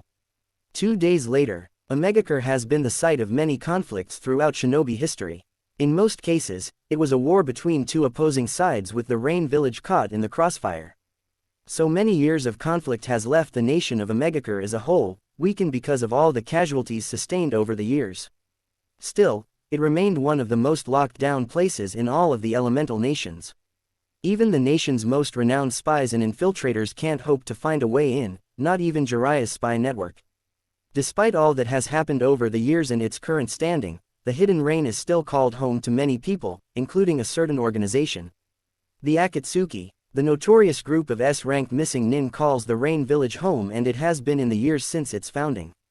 What started off as a small peace movement eventually evolved into the infamous terrorist group it's known as today. Outside of a few of its members, little to none is known about the original Akatsuki other than it supposedly began sometime during the Third Shinobi World War. During their early years, they were rather popular among certain village figures, who hired them for assassinations they themselves were unwilling to do during times of peace, more like a ceasefire. Unfortunately, their popularity would soon devolve into that of notoriety, when their overall goal soon became hunting down and harnessing the power of the tailed beasts. From there, they became known as an infamous group of terrorists, and considered an enemy faction in all shinobi nations. Over the last 5 years, Akatsuki activity has significantly increased, to the point where all shinobi nations, even the minor ones, were on high alert. They've been spotted in almost every nation. Eyewitnesses from all over have the same reports coming in, figures roaming around in black cloaks with red clouds on them, seemingly searching for something, presumably, the whereabouts of the tailed beast Jinchurikis. Oddly enough, most of these sightings seem to happen the most frequently in and around the Land of Fire. The majority of Konaha's shinobi force all agreed on the assumption that the Akatsuki are most likely looking for the Kyuubi's Jinchuriki. Unfortunately for them, that's not the reason why Akatsuki are there in the first place, no. In fact, the Akatsuki are well aware that the Kyuubi's Jinchuriki died years ago, taking the Kyuubi with him. It wasn't that hard to figure out, especially since one of their members, Zetsu, was spying on the battle that occurred 5 years back. So far, the Kyuubi hasn't reformed yet, so their plans have been set back for now. So now, the question is, if they know for sure that Kyuubi is still gone, then why exactly are they still snooping around Konaha? The only person who can answer that question is the leader of the Akatsuki, the big man himself, Pain. Or should I say, Nagato Uzumaki, orphan of war, seeker of peace, current wielder of the legendary Rinnegan. One of the last living Uzumaki left in the world. Most of his clan fell sometime during the Second Shinobi War, in a joint attack from 3 of the 5 major shinobi nations. He was one of the only Uzumaki to escape the island of Whirlpool before it fell to enemy forces. For most of his later life, he thought that his family died along with the rest of his clan when Uzushio was attacked, but he eventually found out that wasn't the case. He did have surviving family, his sister. After sending out Zetsu to the village of Konaha, Nagato found out that his sister lived within the village and even had a family of her own after Uzushio fell. He was ecstatic to hear that he still had family left, but that all fell apart when Zetsu informed him of her death nearly 19 years ago during Kyuubi's rampage. After that, he was absolutely livid, not only at Konaha for allowing his sister to die, but also at himself for not finding out any sooner. Naturally, he began to wonder who was responsible for it and would have gone all the way to Konaha for his answer, but Zetsu revealed the culprit. Much to his shock, it was Tobi who was behind the Kyuubi's rampage, which in turn means he's responsible for her death. Zetsu even went on about all the other atrocities that Tobi has committed over the years, from starting Kiri's bloodline civil war by manipulating Yagura to being one of the killers during the Uchiha massacre and so on. Now, Nagato was absolutely livid. Tobi manipulated him and the other Akatsuki members into hunting the tailed beasts for a plan that even Zetsu agrees with will not bring about true peace. Not only that, he was also the reason his sister and her family died. Tobi has caused too much bloodshed, and that is unforgivable in Nagato's eyes. Now he knew what he had to do. Eliminate Tobi once and for all. Hidden Rain Village. At the top of one of AIM's highest towers stood three figures, two men and a woman, looking down at the village below as rain continued to pour down from the darkened skies above. Are you sure that he's still unaware? The man asked. Yes. Tobi still has no idea what you actually plan on doing, the other man said. Good. Just make sure he remains in the dark about this, Zetsu. No doubt he will try to interfere with our actual plan, he said. Understood, Zetsu replied before he disappeared into the ground. It's almost time to begin.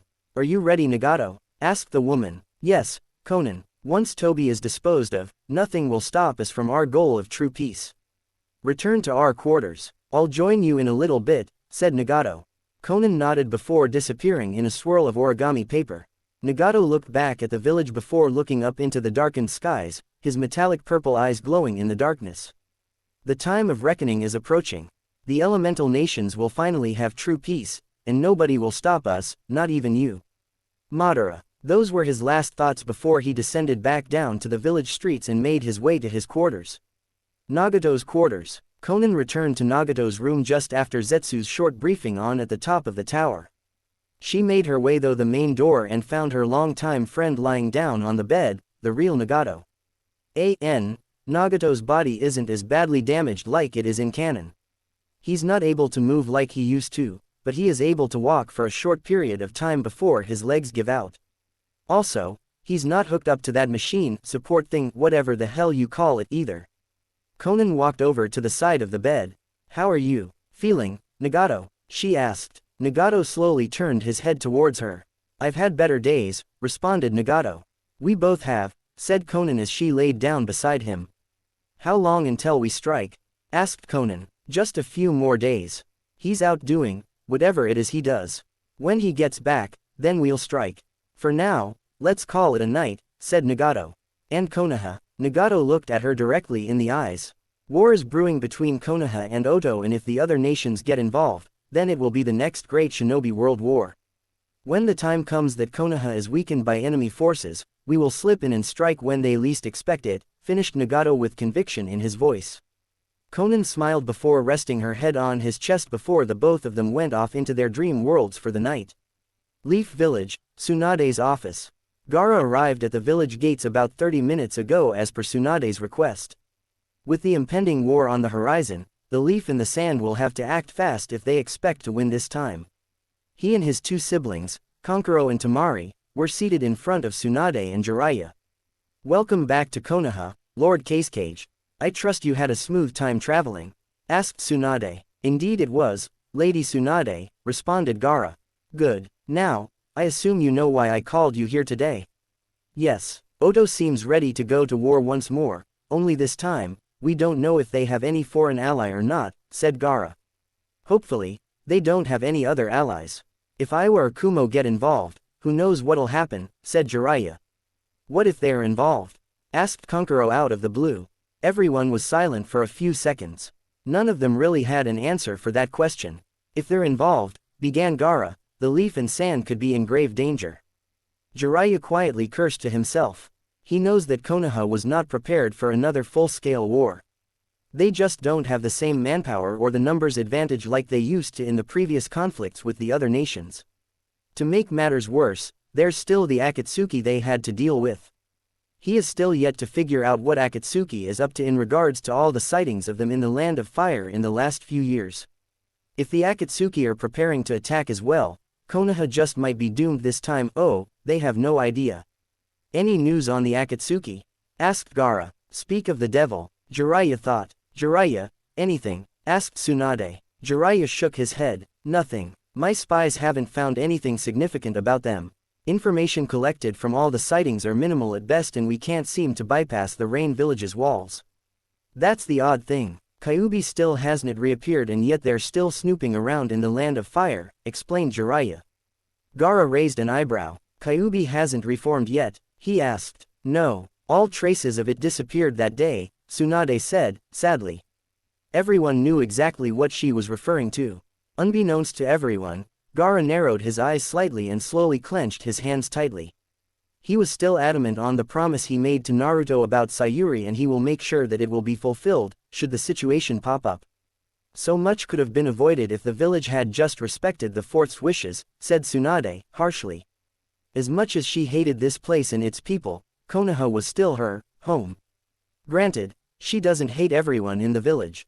There are still a few people left that she holds no grudge against, mostly the people who were nice to Naruto when he was a kid, but even then, it's not enough to quell her distaste with the village. There were so many times since that day, that she wanted nothing more than to pack her bags and leave, again. In her eyes, Konoha had taken enough of her loved ones from her. First her brother, Nawaki, then her lover, Dan, and finally, her surrogate son, Naruto. Sometimes, it felt like it was just too much for her. Unfortunately, there's nothing we can do to change the past, said Gaara. If only there was a way, said Jiraiya. Another moment of silence passed before anyone said anything again. Well, for now, all we can do is focus on the present and figure out what we're going to do with Orochimaru, said Gaara. Agreed. Any ideas so far? Asked Gaara. From what we know so far, Sound hasn't really launched any attacks as far as we know. We could send out some reconnaissance teams to scout out the Sound village in Rice Country, said Tsunade. That sounds kind of risky. Who knows what Orochimaru has been doing in the last few years, said Jiraiya. Before they could continue, Shizune came barging through the door, holding a scroll of sorts. Lady Tsunade, you have to see this. She yelled. What is it, Shizune? Asked Tsunade. Shizune walked up to her desk and handed her the scroll. We found this just outside of the village walls just a few minutes ago. On the side, it says it's for you, Lady Tsunade, explained Shizune. Thank you, Shizune, said Tsunade. Shizune nodded and said her goodbyes to everyone before walking out of the room and heading back to the hospital. Jiraiya looked at the scroll suspiciously, almost like there was something wrong with it. As Tsunade opened it, he saw a message inscribed in it. What's in the scroll? Asked Tamari. Tsunade had a lost look on her face. It says, Konoha is the first step to true peace. What does that mean? Asked Tsunade. Jiraiya was also wondering what it meant until he saw something at the bottom of the message. He examined it a little closer before his eyes widened. Jiraiya, what's wrong? Asked Tsunade. Jiraiya pointed to the bottom of the message and that's when Tsunade saw it. The symbol of the Rain Village with a slash going through it. The Akatsuki. He thought. I don't understand. What's going on? Asked Gaara. Jiraiya looked at him with a grim look on his face. I think we just figured out who sent this message, he said. Who? Asked Tamari. The Akatsuki, responded Tsunade. The Sand siblings' eyes widened. Does this mean the Akatsuki are preparing to attack? If that's the case, then the situation may have just taken a turn for the worst. Meanwhile, Beerus and Whis planet. Back on the God's planet, we find our favorite Uzumaki warrior punching and kicking away at yet another training dummy. There were only a few more days before he returns and he wasn't going to waste any time sitting round waiting for it. He launched a barrage of lightning fast punches and a few high-powered kicks. It was surprising that the dummy was still intact after all that Naruto was throwing at it. After a few more minutes of non-stop punches and kicks, he decided to end today's training session with a bang. Deidara would be proud. He flew up into the air and charged a large amount of ki in his right hand. The orb began to glow a bright emerald green color as it grew larger. He set his sights on the training dummy and pulled his arm back. Eraser cannon. He launched the Ki orb right at the training dummy. As it sailed through the air, it seemed to get bigger and bigger. Right as it hit the dummy, a massive, bright emerald green explosion engulfed the entire training ground. It tore apart the landscape and after the smoke had cleared, All that was left was a large crater where the training grounds used to be. Naruto floated back down to the ground and inspected the damage. Whis can fix it, he thought. Suddenly, a figure began to materialize behind him. Speaking of Whis, he thought. Hello Naru. Whis looked at the destroyed training ground before sighing. Again, he asked, is it that much of a surprise at this point? Asked Naruto. No, I suppose not, said Whis as he began to fix the landscape with his scepter once more. Anyways, I came here because I have a special task for you, he stated. Okay, what is it? Asked Naruto, curiously. There seems be a problem in Otherworld, said Whis. Naruto raised an eyebrow. Otherworld, what's going on? He asked. There seems to be a problem between Otherworld and HFIL. According to King Yema, someone might be trying to escape. For what reason, we don't know. So I decided that you should be the one to deal with this matter, finished Whis. Why me? Asked Naruto. You could think of it as a little test. This could be your first real mission since you arrived and I'm sure you are eager to test out your strength, right?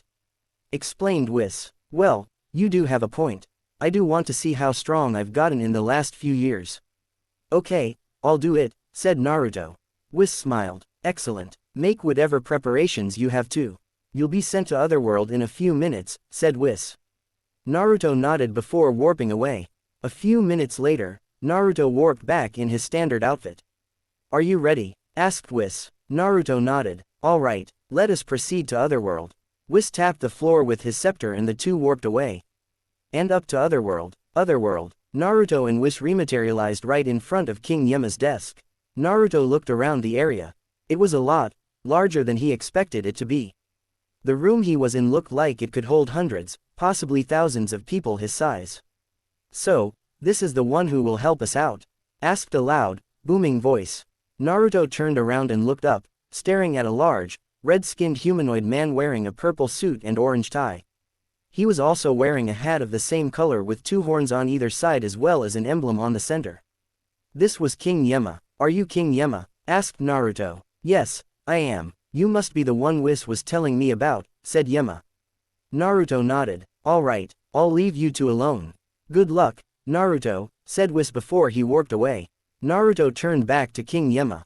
So what's the situation? Asked Naruto. Somebody down in HFIL is trying to escape.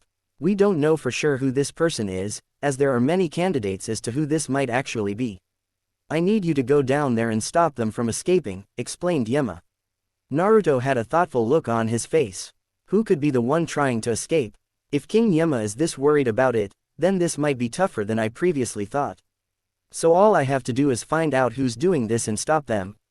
Naruto asked. Exactly, responded Yema. Okay, so how do I get down to this HFIL? Asked Naruto. Just go outside and jump off the edge of the snake way.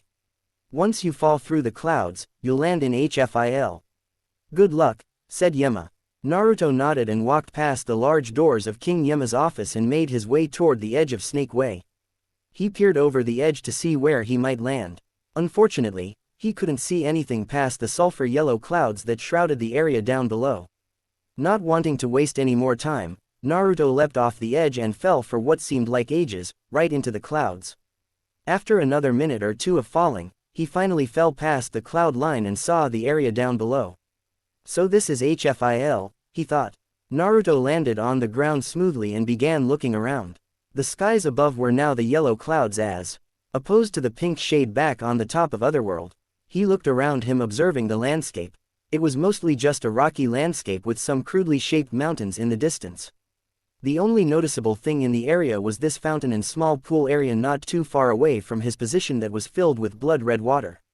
Naruto walked towards the fountain area and stopped by the edge, wondering how he was going to find his target. This place is massive. If I'm going to find this guy, then I'm going to have to search the AR. His train of thought was cut off as a massive key signature flared behind him. He quickly turned around and saw a bright, yellow-green sphere of ki pulsating around someone. This must be him, he thought. The sphere began to die down and he assumed his fighting stance. The light finally died down, revealing just who it was that escaped from HFIL. Naruto suddenly went wide-eyed. It can't be. In front of him was a man responsible for millions of deaths throughout the universe. A nearly 15 feet tall, muscle-bound warrior. The progenitor of the Uzumaki clan.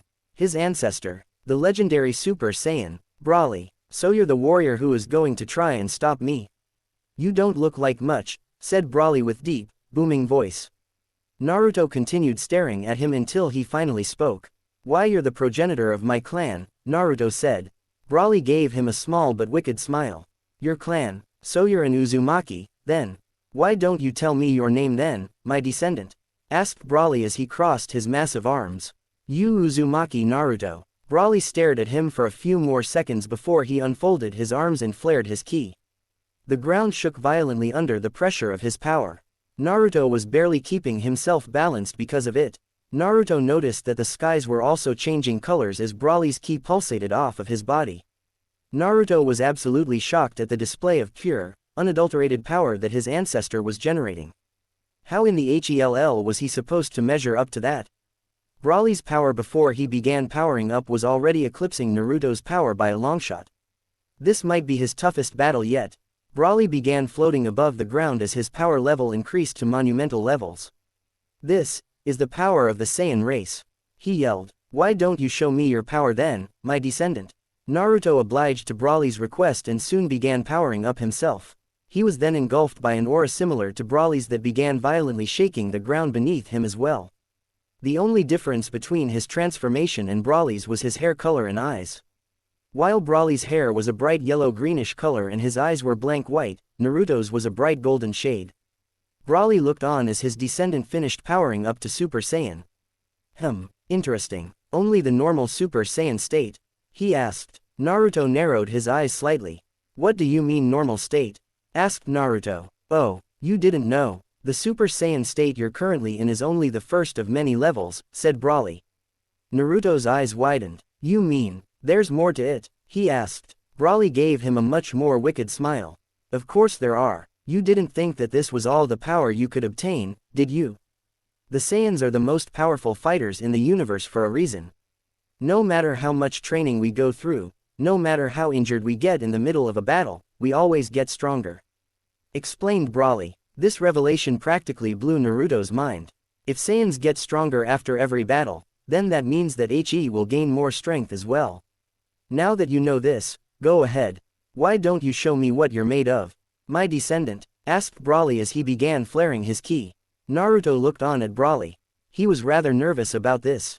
But, at the same time, he couldn't help but feel excited at the prospect of fighting a superior opponent, let alone his own ancestor. He wasn't sure what was going on, but he could feel the burning desire within him to just charge at Broly with all that the power he possessed, even if he didn't have as much power as Broly currently has. Now was the perfect opportunity for him to finally test his power. Naruto knew what he had to do. This was the final obstacle before he returns to the living world, and he wasn't going to let it stop him. Not now, not ever. Naruto got into his fighting stance. He locked eyes with Broly, who sported an ever so wicked smile on his face, before charging. He flew at Broly full speed, ready to unleash his most powerful attacks. Broly too charged at him, ready for a glorious battle. Boom. The moment the two warriors collided, a shockwave reverberated across all of HFIL. The area around them was already partially destroyed just from them powering up, and now were on the verge of total ruin. Naruto's right fist was pushing against Broly's massive right fist. Neither of the two letting up. They pushed against each other, flaring up their ki in an attempt to outpower the other. Soon, Broly's power was just too much for Naruto as he was blown backwards a few yards away. He landed back on the ground before sidestepping to his left to avoid the massive fist of Broly, which smashed through the ground like it was nothing. Damn, he hits hard. I have to be careful with his attacks. Any single one of them could potentially put me out of commission, thought Naruto. Broly quickly charged some ki into his hands before aiming it at Naruto and firing a barrage of neon green ki blasts. Naruto evaded the ki blasts before charging some of his own and launching them at Broly. Broly didn't even bother blocking them as they hit him right on target. As the smoke cleared, Naruto saw just how little it affected Broly. Not a single scratch was on his body. He tanked through it like nothing. Futile, Broly said before he charged at Naruto once more. Before he could dodge again, Naruto was suddenly nailed in the face by Broly and sent flying into the air. As he was flying, he felt a very powerful ki blast impact his back, sending him flying across the land. Gah! Naruto landed on the ground hard. That blast did a lot more damage than he thought it would. He got up from the ground and saw just how much damage it caused. He already had multiple cuts and bruises on his body, not to mention the near perfectly circular shaped hole on the back of his shirt. He soon jumped into the air as a massive green explosion engulfed the ground below him. Naruto looked down at the destruction caused by the explosion. It almost reminded him of. His eyes widened. He felt Broly's ki rapidly increasing. He looked up and saw a small but very powerful orb forming in Broly's right hand.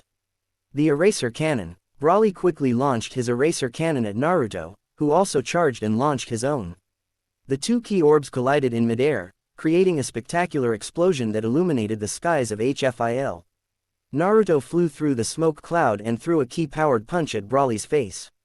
The hit sent Broly back a few feet before he stopped. Broly slowly turned his head towards Naruto. Hehe, that was a pretty good punch you did just now. Sadly for you, it's going to take a lot more than that if you plan on beating me, said Broly. Naruto cursed to himself. That punch didn't even affect him very much. He had to think of a way to truly do damage to him. Flaring his ki again, Naruto flew upwards and launched a barrage of ki blasts at Broly. As Broly was distracted by all the ki blasts exploding around him, Naruto charged a large amount of ki in his right hand and a bright blue, pulsating sphere appeared in his hand. Big Bang Attack. Naruto fired the powerful ki sphere at such a high speed that Broly wasn't even able to look up and see the sphere flying towards him before he was engulfed in a massive blue explosion. Naruto surveyed all the damage caused by his attack. Yet another crater was left behind on the earth, but where's Broly? Did it actually kill him? Naruto looked around the area. Something wasn't right. I was barely doing any damage to him earlier. There's no way that could have finished him off so easily, he thought. Naruto was about to fly back down to investigate before he quickly spun around and deflected a large, green ki blast away from him, sending it straight into the mountains in the distance. He looked ahead of him and saw Broly floating there. He was about to start launching more ki blasts at him when he noticed that Broly was actually damaged by his attack. Some parts of his clothing were torn and he had some burn marks on his chest. A little bit of hope began to surge within Naruto. So I can damage him after all. Thanked Kami. Now all I need to do is keep it up. Naruto thought as he got into his fighting stance again. Broly looked like he was slowly getting more and more pissed off. He wasn't actually expecting that super attack to damage him that much. Lucky shot, my descendant. Good luck trying to pull that off again, growled Broly as he generated more ki. Naruto narrowed his eyes and gritted his teeth. Damn it all, this guy's ki keeps on rising, he thought. Naruto brought his right arm back and charged some ki into his hand as did Broly. After a few seconds, both warriors yelled, "Eraser Cannon," and launched their attacks at each other. In a burst of speed, Naruto flew upwards, dodging Broly's attack in the process, and towards the skies above HFIL. Broly did the same. As they both flew higher and higher into the skies, a massive emerald green explosion engulfed the land below them, decimating the landscape for miles in all directions. Naruto looked down and saw Broly rapidly catching up to him. He charged some ki into his hands and launched a few ki blasts at him. Broly tanked most of them and finally caught up to him and swung his massive right arm at him. Naruto evaded Broly's punch and countered with a spinning kick that nailed Broly on the right side of his face. Broly, not fazed by this, grabbed Naruto's leg before he could recover and pulled him closer before punching him hard in the face and sent him flying. As Naruto was sailing higher into the air, Broly charged another eraser cannon and launched it towards him. Naruto recovered just in time as the super attack approached him. He quickly swung his arm and deflected it, sending it racing towards the horizon. Naruto looked down and saw Broly fast approaching again and brought both of his arms to his side.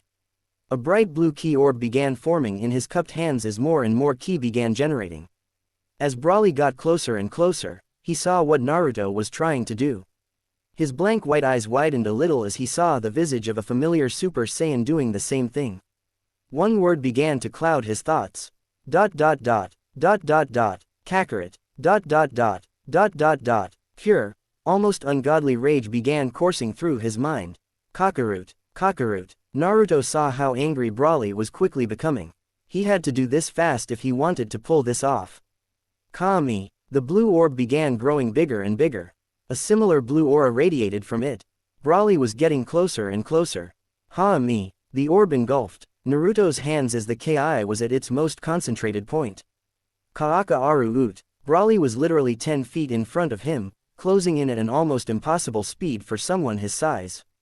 Ha! Naruto brought both of his arms forward and a colossal blue wave of concentrated ki came shooting out of his palms. The massive ki wave surged towards Broly, who was still screaming, Kakarot, like a madman, and completely engulfed him before a bright blue explosion erupted in the skies of Hfil. Smoke filled the area after the blast subsided. Naruto was breathing slowly and lowered his arms to his sides. That move took a lot out of him and he was hoping that it was enough to keep Broly down for a while. He powered down and was now in his base form. He was exhausted. Naruto turned around and decided to fly back to Yama's palace, wanting to rest after a long battle.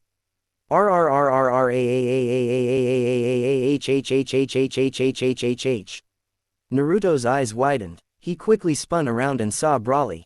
He was definitely damaged by that last attack, as evidence of the torn clothing and numerous burn marks all over his torso. If he looked pissed off before, now he was absolutely livid. His yellow-green hair was flowing as his aura flared up once more. His face was that of pure anger, as if it already wasn't, and he was staring directly at Naruto. You have some nerve, using his attack of all things. That'll be the last mistake you'll ever make. Broly growled as he charged Naruto. Naruto quickly powered back up to Super Saiyan and blocked the punch Broly threw at him. It took Naruto both of his arms to block Broly's massive fist.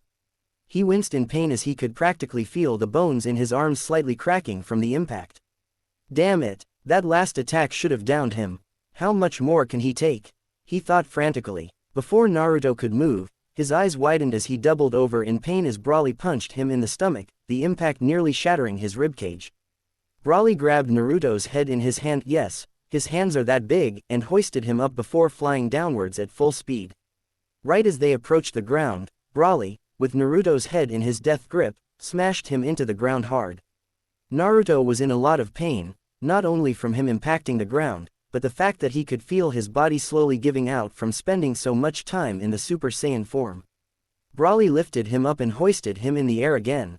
Naruto could barely move. Broly then pulled back his other arm and punched Naruto away.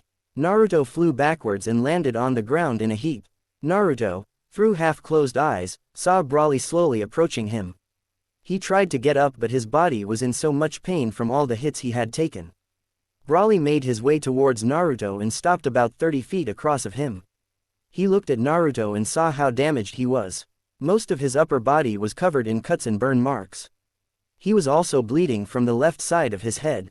Broly could see Naruto struggling to get up but his injuries were preventing him from doing so. He walked up to Naruto and grabbed him by the head again and hoisted him up in the air. Is this it? Have you reached your limit already? He asked. Naruto could hear Broly speaking to him, barely. He was struggling to move in Broly's death grip, but the pain was just too much.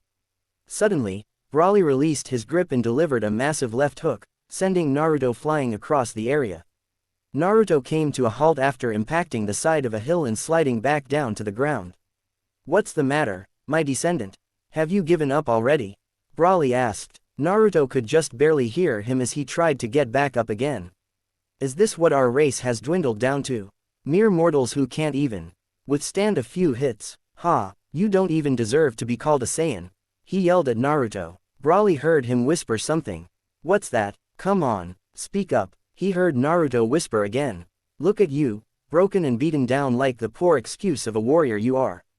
Shut up, Naruto said louder. Oh, have I struck a chord? What are you going to do about it? You can't even stand on your own 2 feet, let alone fight back. Face it, you're nothing but a pathetic weakling. Shut up. Broly began laughing cruelly. Ah, is this insignificant little insect getting angry? He asked in a mocking voice. Naruto was getting more enraged by the second.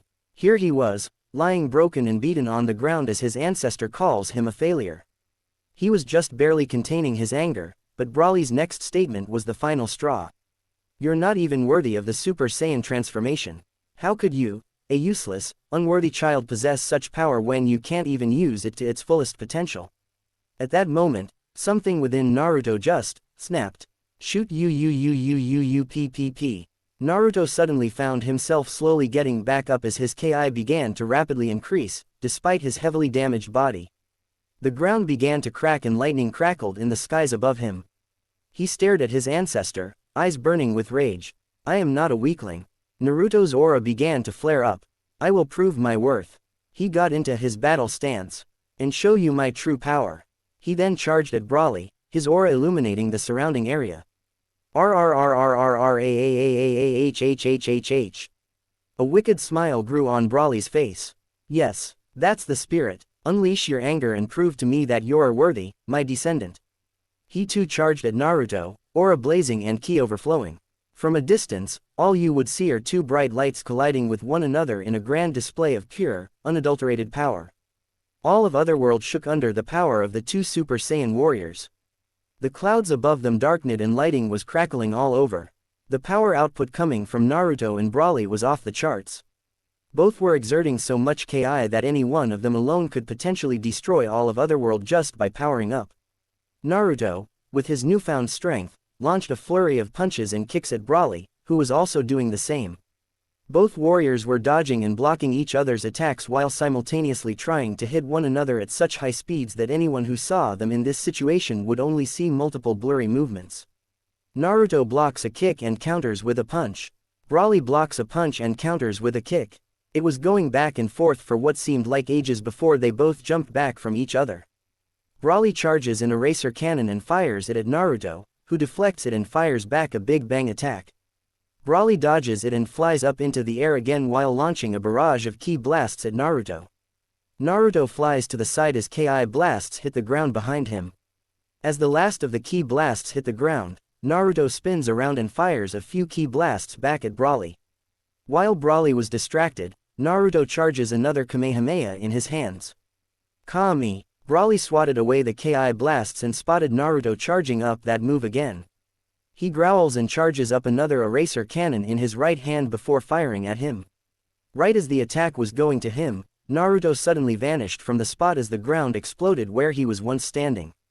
This confused Broly. He looked around and couldn't find him. Suddenly, he sensed a presence and looked up to see Naruto in the air, about to fire off the super attack. Ha-me. Broly saw the orb in Naruto's hands getting bigger and fired more ki blasts at him. Once again, Naruto vanished right as the Ki blasts hit him. Broly's eyes widened suddenly. He looked down and saw Naruto right in front of him, eyes full of anger, staring right at him and ready to fire his attack.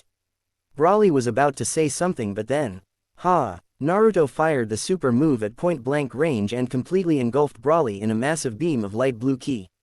When the smoke cleared, Naruto saw just how much damage he had caused, not just to the area around him, but to Broly.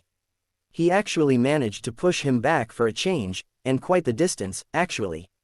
Broly was sent straight through a mountainside some 80 feet away from where Naruto was standing. After pulling off such a powerful move, especially on Broly of all people, Naruto should, in all regards, be totally exhausted right now. But for some reason, he wasn't. He powered up once more. He could feel something inside. Almost like it was a barrier holding back his power. Was that his limit? Was this the strongest he could possibly get? Or is there something more to it?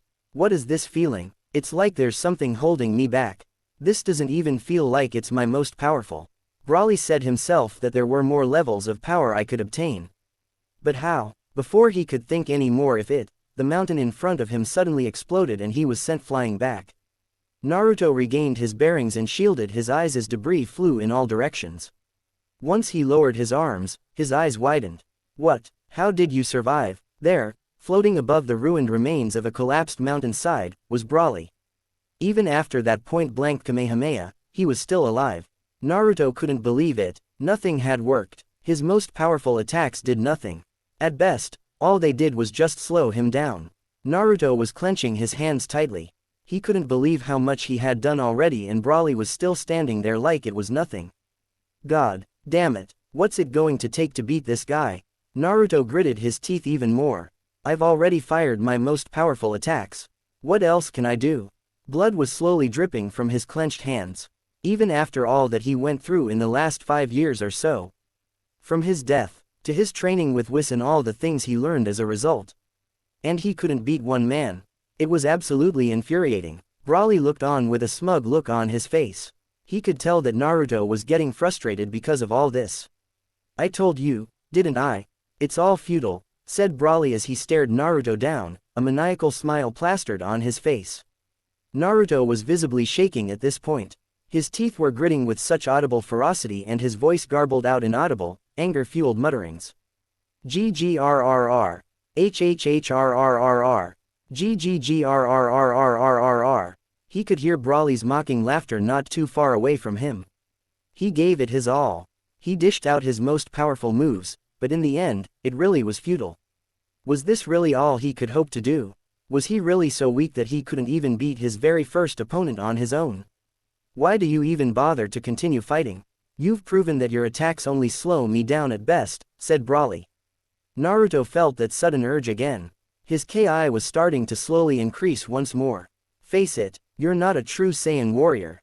If you were, you would have shown more power and resolve than this. The ground below Naruto began shaking again. It infuriated him to no end, hearing all the insults being thrown at him. HHHRRRRRR. HHRRRRR. Naruto was beginning to growl even louder, enough for Broly to hear. What's the matter? Can't handle the reality of your situation? Asked Broly with a mocking tone. At this point, Naruto looked like he was about to explode. You can try all you want, my descendant. It's not going to make a difference anyway. Naruto's eyes went blank. That statement, it sounded so much like what Sayuri told him, all those years ago. B.A. bum. Damn it, damn it, damn it. His heart began beating faster and harder. Memories of his past life flashed in his mind. He could hear all people from Konaha calling him weak, worthless, dead last. He hated it. I will not stand for this, not anymore. B.A. bum. This battle is far from over. B.A. bum. B.A. bum. You may be the progenitor of our clan. You may be the strongest of us all. B.A. bum. B.A. bum. But I will be damned if I let you beat me. I've come too far to just lose my life. B.A. bum. B.A. bum. B.A. bum. I will defeat you, if it's the last thing I do. Somewhere within him, a barrier that held him back, shattered into a million pieces, and his power went even further beyond.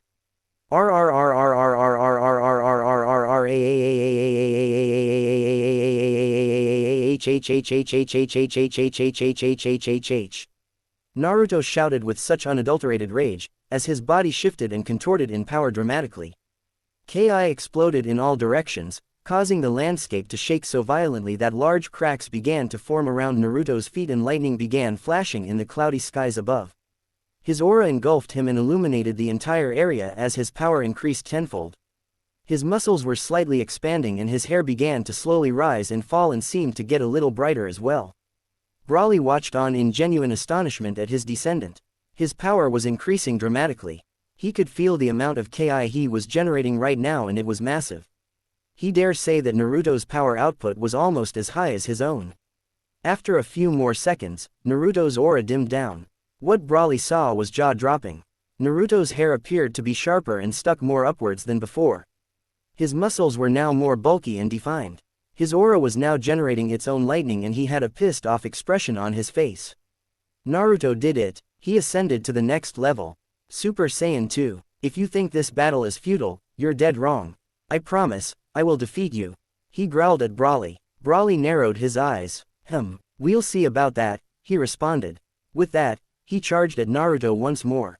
Broly flew over and swung his fist at Naruto, who dodged it and countered with a ki-powered punch of his own. The punch nailed Broly in the face which stunned him for a bit. Naruto capitalized on it. He jumped back and went through a multitude of hand signs at a rapid pace. Right as he landed on the last hand sign, he yelled out. Burning attack. He fired a bright, fiery orange ki blast at Broly. The attack hit home and exploded into a grand display. Knowing Broly was still alive, Naruto jumped backwards a few yards and got into his fighting stance again. As he assumed, Broly stood there, growling and generating more ki as the smoke around him diminished. He flared his aura once more and fired an eraser cannon. Naruto flew forward and deflected the Ki blast into a nearby building, destroying it in the process. Brawly flew towards Naruto and quickly grabbed him by the head and threw him into another building, sending him crashing through the other side. Naruto flipped through the air a few times before he regained his bearings and saw Brawly flying straight at him again. He brought up both of his arms and blocked a massive punch aimed at his face. Naruto then brought up his right arm and fired a ki blast at Brawly's face, who staggered backwards. Seeing the opening, Naruto, in a burst of speed, flew forward and landed a devastating left hook, followed by a kick to the face, a ki-powered punch in the stomach and finally, a massive ki wave, sending Brawly skidding across the land. Naruto, seeing this as an opportunity to recover for a little bit, jumped back and began charging up his ki.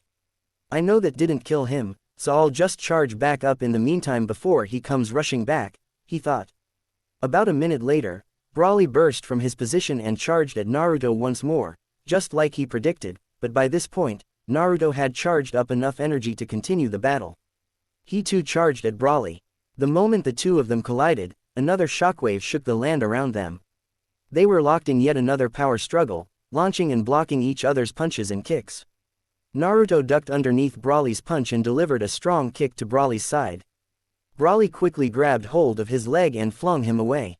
As Naruto was flying through the air, he launched a few ki blasts at Brawly, who blocked them and charged up yet another eraser cannon and fired it at Naruto. Instead of dodging it, Naruto swung his left arm and deflected it away. Right as he deflected it, Brawly's massive fist collided with the side of his face, sending him flying back again. Brawly quickly flew right beside him and delivered a devastating spinning kick, which sent Naruto back down to the ground. Brawly landed not too far away and began sprinting towards the downed Naruto. Naruto, who was momentarily stunned by the kick, suddenly found himself flying into the air. This has happened a lot during this fight, huh? As Brawly punted him off the ground, Brawly quickly charged up an eraser cannon and launched it at the still stun-locked Naruto. The ki blast hit nailed its target and exploded into a burst of emerald green energy. A sphere of smoke filled the sky as the blast subsided. Brawly looked up at it. I told him it was futile. He should have just listened, he thought. Thinking he was victorious, Brawly began flying up towards the cloud line dividing HFIL from the rest of Otherworld. Before he could reach it, he sensed a rapid increase of ki down below he, and when he looked down, his eyes widened slightly. Impossible, he yelled. Standing far below him, albeit injured, was Naruto, who was staring right at him, holding up both of his arms vertically above his head. It'll take a lot more than that to take me down, he thought. A bright, orange aura began circulating around his outstretched arms. Heat Dome Attack. A massive, bright orange beam of ki erupted from Naruto's hands and surged towards Brawly. Before Brawly could get out of the way, the beam hit him dead on and exploded into a fiery orange sphere of energy that illuminated all of HFIL. Breathing heavily, Naruto lowered his arms and fell to one knee. This battle has taken a lot out of him. There has never been anyone who has ever pushed him so far in his life. In just a short amount of time, he has faced one of his most powerful adversaries in one-on-one combat in what originally seemed like a losing battle. But now, he felt like he could win this fight after all. As Naruto tried to regain some energy, he once again felt the uncontrollable ki emanating off of Brawly. He sighed. Why am I not surprised that he survived that last attack? He thought to himself. Looking up from his position, he spotted Brawly emerging from the cloud of smoke, looking pissed off as usual. Naruto narrowed his eyes at Brawly. This has been going on for far too long. He had to think of something to end this and fast. Damn it, I don't know how much more my body can take before it burns out. I have to think of something to finish him off once and for all. Naruto slowly stood back up again, dropping into his fighting stance once more, prepared for battle. Back at the top of Otherworld, the people of Otherworld could feel Brawly's ever-growing ki as he and Naruto prepared to continue their fight. Even King Yema could also feel the power emanating off of the two Super Saiyans. In HFIL, the other residents of HFIL could feel the massive power output of the two Saiyans even from far away.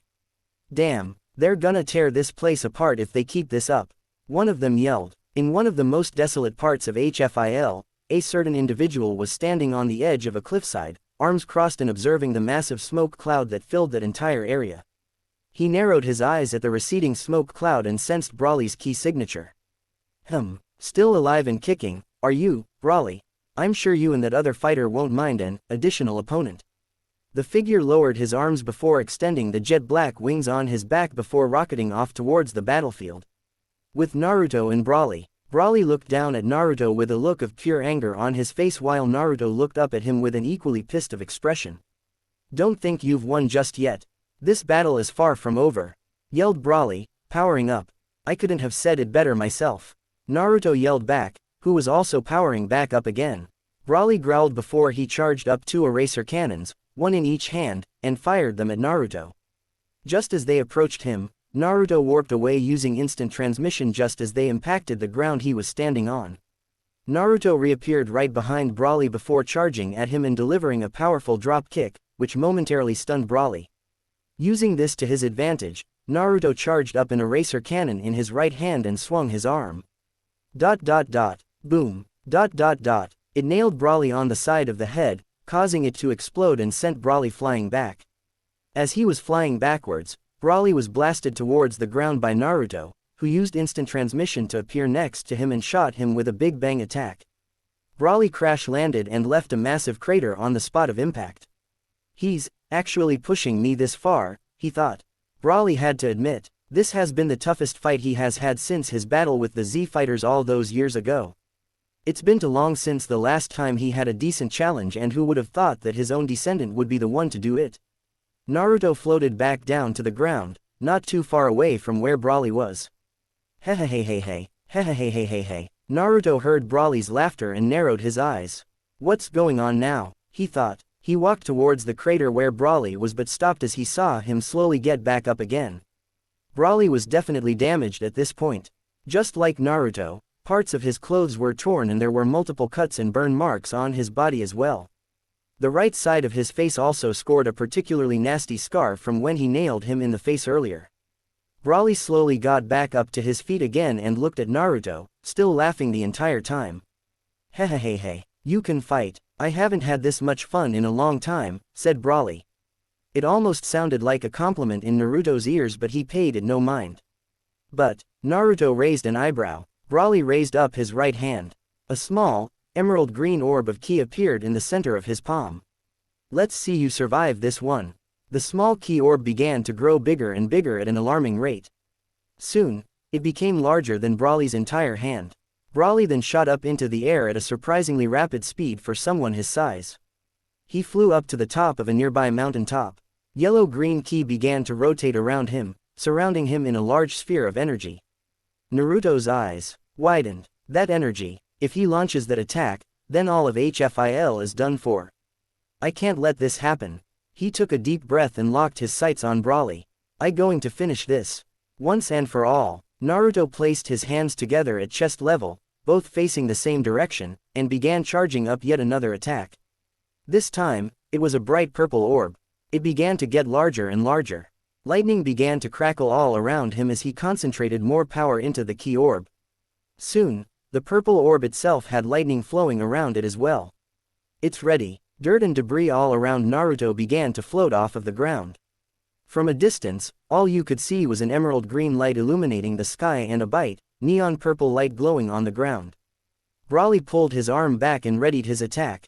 Naruto did the same. Omega Blaster. Broly launched a massive ki orb surging towards the ground where Naruto stood.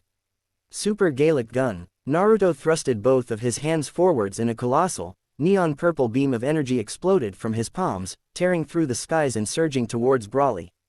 The two ki blast attacks closed in on each other at a rapid pace. Boom. In a span of about 10 seconds, they collided in midair. The point of impact had brightened up so much that it looked like a star had just exploded. Cracks in the earth appeared all over the place. Entire mountain ranges were crumbling to dust and the sulfur yellow clouds that divided HFIL from the rest of Otherworld had darkened significantly. This was a true display of power from these two Saiyan warriors. HHRRR. HHHHRRRRRR. Naruto was struggling to keep his ki output constant. That Omega Blaster is putting up a hell of a resistance. Ha ha ha ha ha ha ha ha ha ha. Naruto could hear Broly's maniacal laughter even from all the way down here. Struggle all you want. In the end, you'll still die. Broly yelled from above. 2. Naruto narrowed his eyes. If anyone's going to die, it's going to be you. Naruto yelled back. Naruto began pouring more ki into his attack. The beam began to expand a little as he concentrated more power into it. Broly aimed his arm at the Omega Blaster and fired a beam of green energy at it. Once the beam hit, the ki blast attack began to enlarge at a dangerously rapid pace. Soon, the attack was nearly triple in size. Damn it, Naruto thought. He couldn't pour any more energy into his attack without losing concentration. The Omega Blaster was just too much for him to handle in his injured state. No, he can't lose. Not when he's come so far. This can't be the end. Can it? Is this really how it's all going to end? With him losing this last beam struggle. He was so close. But now, I can't hold on. He's just too much. Need a little help. Naruto's eyes widened a little. He turned his head slightly to say who in their right mind would come here to this place of all times. Through the corner of his eyes, he saw a rather tall, humanoid-looking being. He had what looked like a green exoskeleton with black spots as well as pitch-black plating around his shoulders and upper chest area as well as parts of his legs. His face, neck and hands were all an ivory white color. His ears, both sides of his face and his chin were yellow. Below each of his bright pink eyes were two very distinct purple lines. On top of his head was a very distinct, green crown. Behind him, he could see two very large, jet black, wings. "Who the hell are you?" asked Naruto. "My name is Cell," he replied. "Cell, well then, what are you doing here, Cell?" Naruto asked while struggling to keep his concentration. Cell looked at him with a small, yet noticeable smirk. "Oh, I was just watching your battle from the sidelines when you and Broly over there started this large beam struggle and I decided to come here and lend you a hand," explained Cell. Naruto narrowed his eyes. "What are you getting at?" asked Naruto, suspiciously. "Oh, whatever could you mean?" asked Cell, his voice laced with sarcasm. "I know there's something else you're here for. So what is it that you want?" asked Naruto, much more harshly. Cell narrowed his eyes. Now he had a fully blown smirk on his face. Straight to the point. "Huh. Fine then, I came here because I'm here to make a deal with you," revealed Cell. "And what deal would that be?" asked Naruto. "In exchange for helping you out defeat Broly, I want you to get me out of this place," said Cell. "What do you mean?" asked Naruto. "I've been stuck down here for who knows how long. And I'm sick of it. Everybody's either a whiny little bitch or is just plain moronic," said Cell. Naruto's sweat dropped. "That's it, you want to leave because everybody annoys you?" asked Naruto. "It may sound stupid to you, but try putting up with these morons for years on end with no way of ever escaping them," yelled Cell. Naruto thought about it for a second. He could try to just power through this on his own, but there's a chance he could screw it up and die. On the other hand, he could just accept Cell's offer and defeat Broly that way, but he can't help but feel very suspicious about Cell. "How will I know that you're just using this as an excuse to escape yourself? If you ended up down here, then there's probably a good reason why," said Naruto. Cell sighed. "Yes, look, I know this may sound odd, but I'm not the same person that I was many years ago. Unlike most of these idiots here in HFIL, I let go of my past grudges and moved on with my life," explained Cell. Naruto had to focus back on Broly because the Omega Blaster was starting to inch closer and closer to the surface of HFIL. "So what do you say?" "Deal?" asked Cell. Naruto took a deep breath. Deal," he said. Cell smiled. "Perfect," he said. Cell then proceeded to fly forward and land next to Naruto. "So how exactly are you going to help me?" asked Naruto. Cell just looked at him with yet another smile. "Oh, like this," he said. He flared his ki for a moment and was soon surrounded by an aura that was strikingly similar to Naruto's. Cell then cupped his hands together and pulled them back, a stance that Naruto knew all too well. How in the fu? Kami, a familiar blue orb of ki began to formulate in Cell's hands. Wait a second, hold on. Where did he learn the Ha-mi? The orb began to grow bigger and bigger. However, the aura surrounding Cell was starting to have a bluish tint to it and lightning was crackling all around him. Cell looked up at the ki blast that stood between him and the gateway to the real world. Meanwhile, Broly just now noticed a second aura that appeared right next to Naruto. He narrowed his eyes. What's going on? Broly thought. The orb in Cell's hands were now glowing a much darker blue as opposed to Naruto's light blue shade. Now, I will send you into darkness. yelled Cell. Ha! Cell launched a darker, more condensed solar Kamehameha wave at the massive key orb just like Naruto did earlier in the battle. The massive key wave hit the key orb right around the same spot as Naruto's. The Omega Blaster began to slowly but surely move backwards.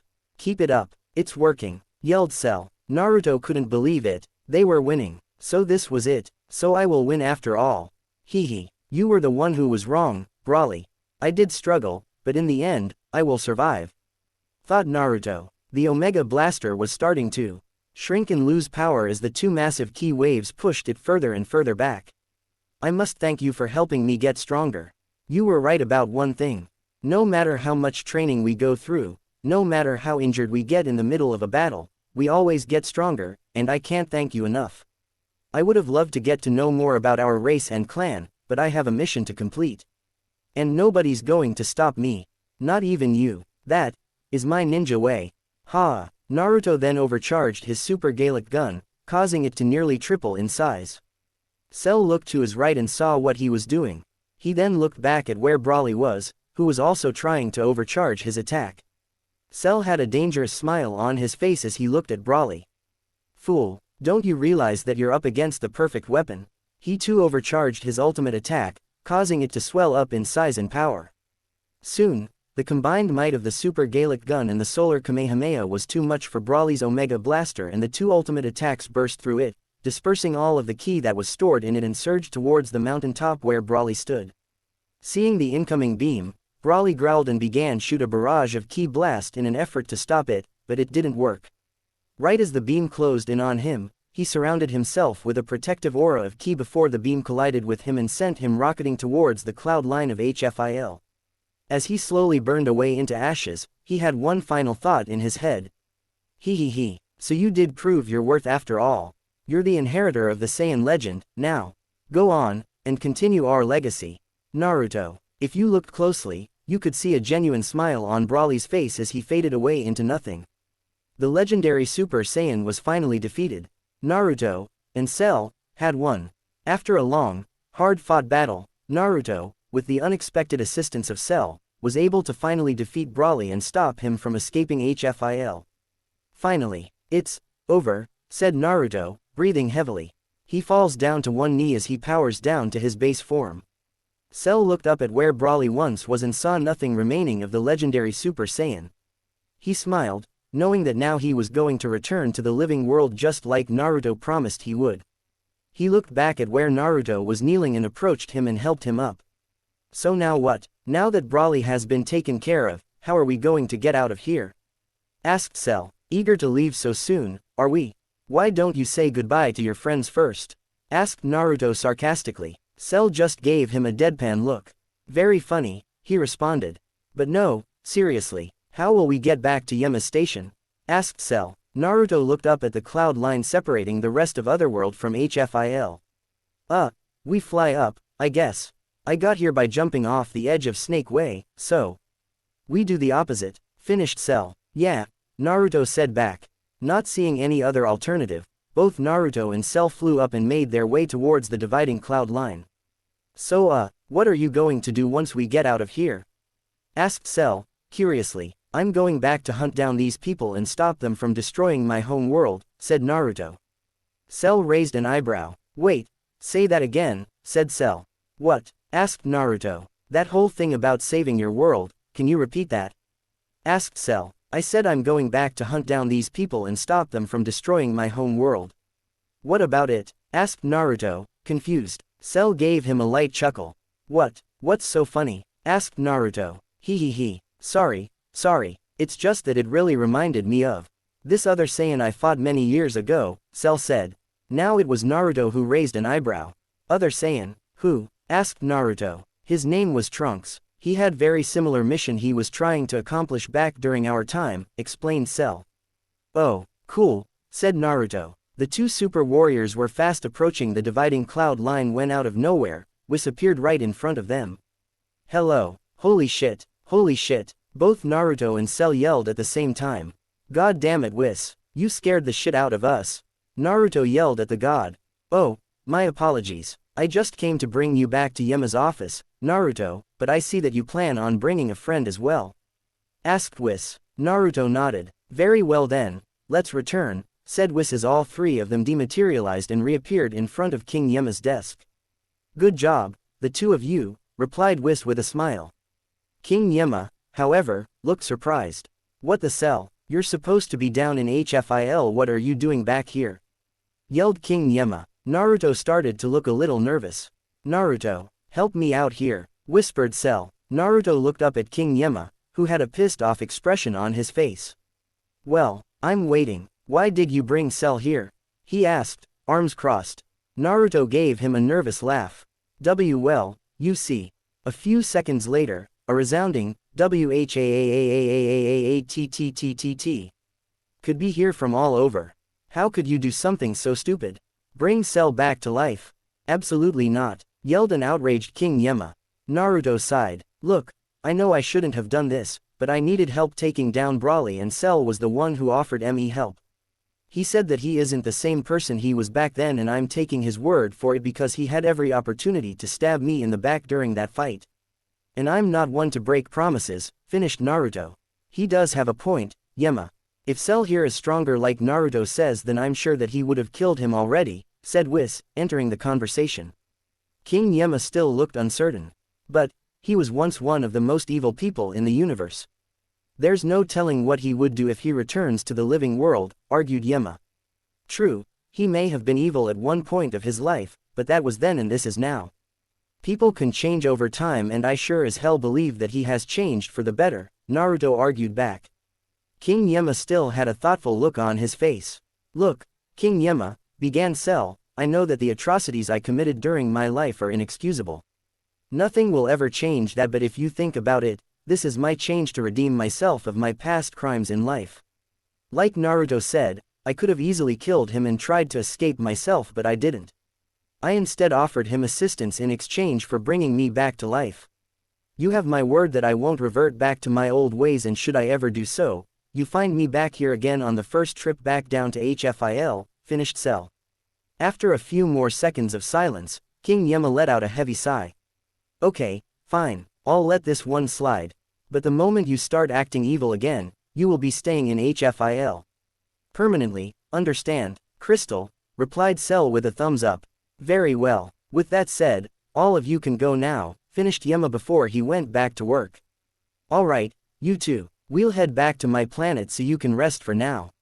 I'll be sending you and Cell back to your home world soon, okay?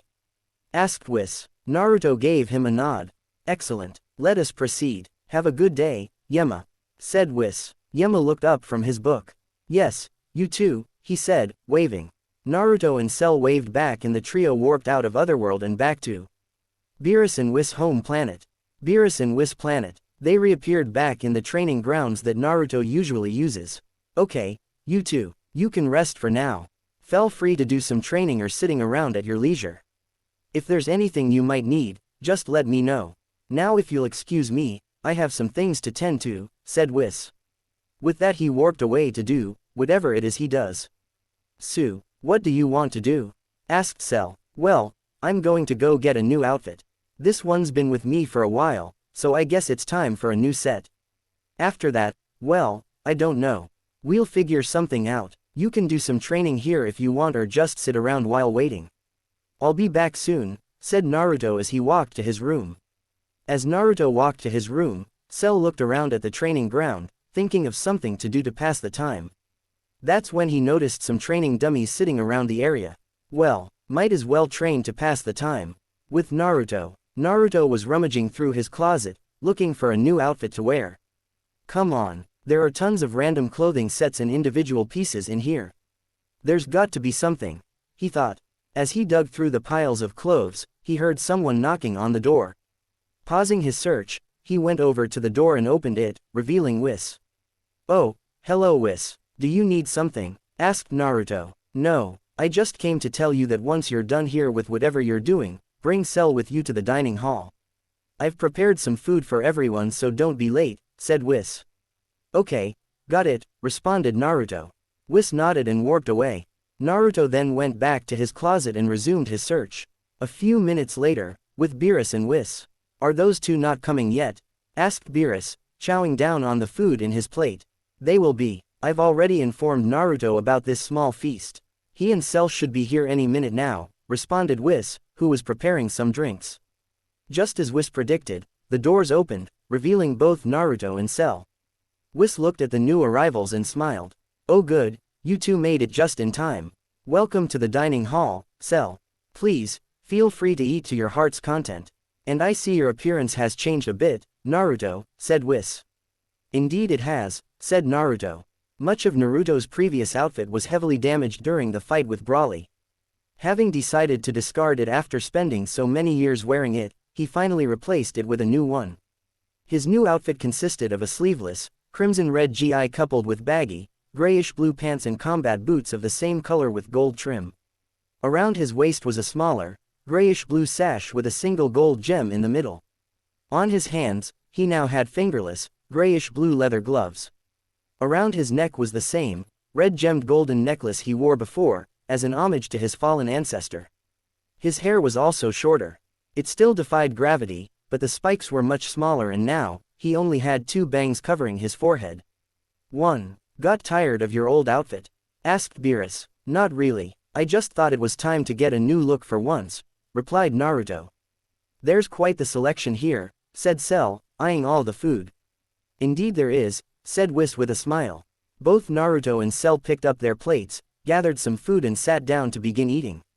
Everyone ate in silence for a few minutes. The only noises came from the aquatic creatures occasionally swimming near the glass windows separating this room from the massive aquatic scenery outside. The silence was finally broke by Cell. How long until we head out? Asked Cell. I was planning on sending the 2 of you back today, but ultimately, the decision lies with Naruto, said Whis.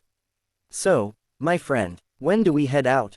Asked Cell to Naruto. Tomorrow. I still have a few more things I need to take care of, said Naruto. Like what? Cell asked. Last-minute training and packing up, said Naruto. Alright, it's settled then. First thing tomorrow, the 2 of you will be heading to the elemental nations, finished Whis.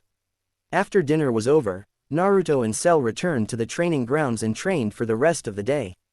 By nightfall, everyone was either already asleep or preparing to kick back for the night. Except for Naruto, of course. Cell was given a nearby guest room down the hall by Whis, so he had a place to sleep for the night. Naruto was staring out his window, thinking about all the things he had experienced since arriving here. He trained with the gods, awakened his family's ancient ability, fought a fierce battle with his ancestor. And now, after so many years away, he was finally returning home. It's been over 7 years since the last time I was in the elemental nations. I wonder, how much has changed since then? Am I still resented in Konaha? His thoughts were filled with the possible outcomes of his return in regards to Konaha. If the people have in fact changed since his disappearance, then maybe it won't be so bad. If not, well, who knows what'll happen if that's the case. As Naruto contemplated all of this, he turned around and walked up to the small nightstand next to his bed and opened the top drawer.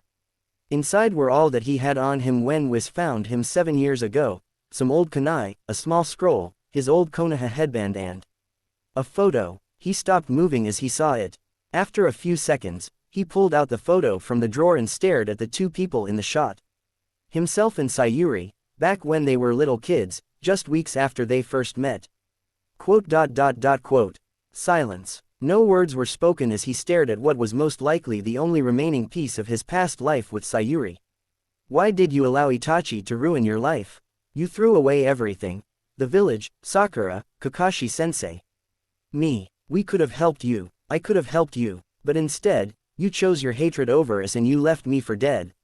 He put the photo back in the drawer and immediately went to bed, not even realizing that he had shed some tears for the first time in years.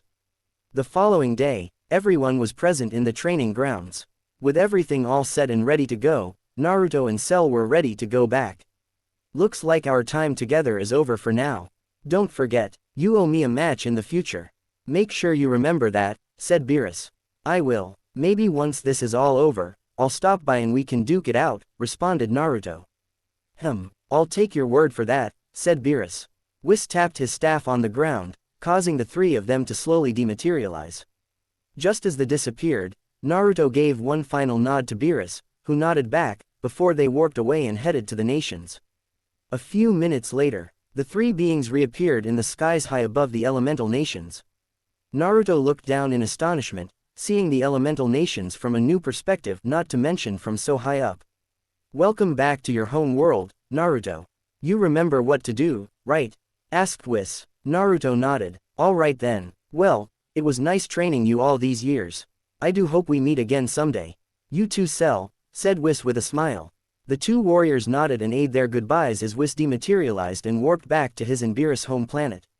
We're finally here. You ready? Asked Cell. Naruto looked at him with fire burning in his eyes. I've been ready, he said. Cell gave him a smile. Why don't we give them a sign that we've arrived? Asked Cell. You just want to scare them, don't you? Asked Naruto, amused. How did you know? Asked Cell, sarcastically. Naruto rolled his eyes. Only you would want to alert everyone of your presence, stated Naruto, matter-of-factly. So, are you gonna stop me?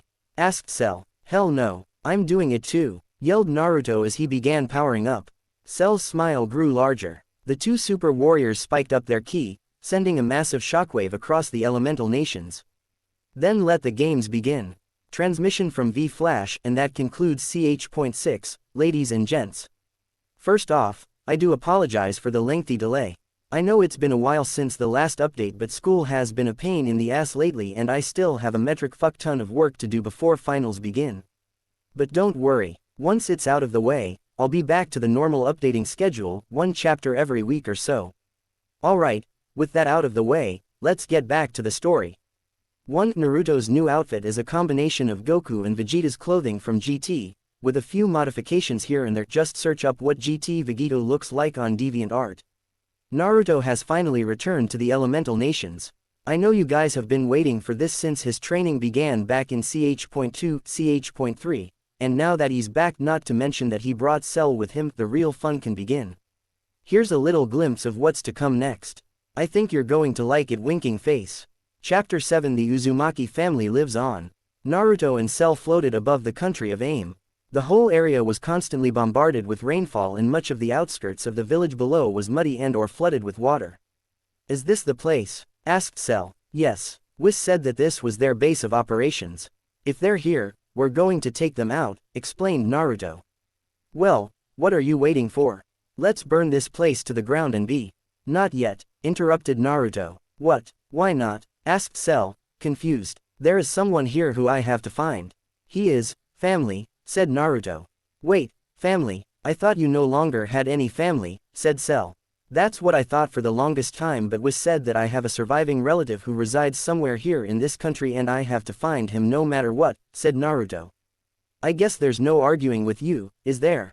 Asked Cell. Naruto shook his head and Cell sighed. Fine, I guess the carnage can wait. For now, he said. The two warriors floated down to the ground just outside main village gates, which were heavily locked down. Wait a second, why are we using the front door? Wouldn't it be easier if we just fly over this gate?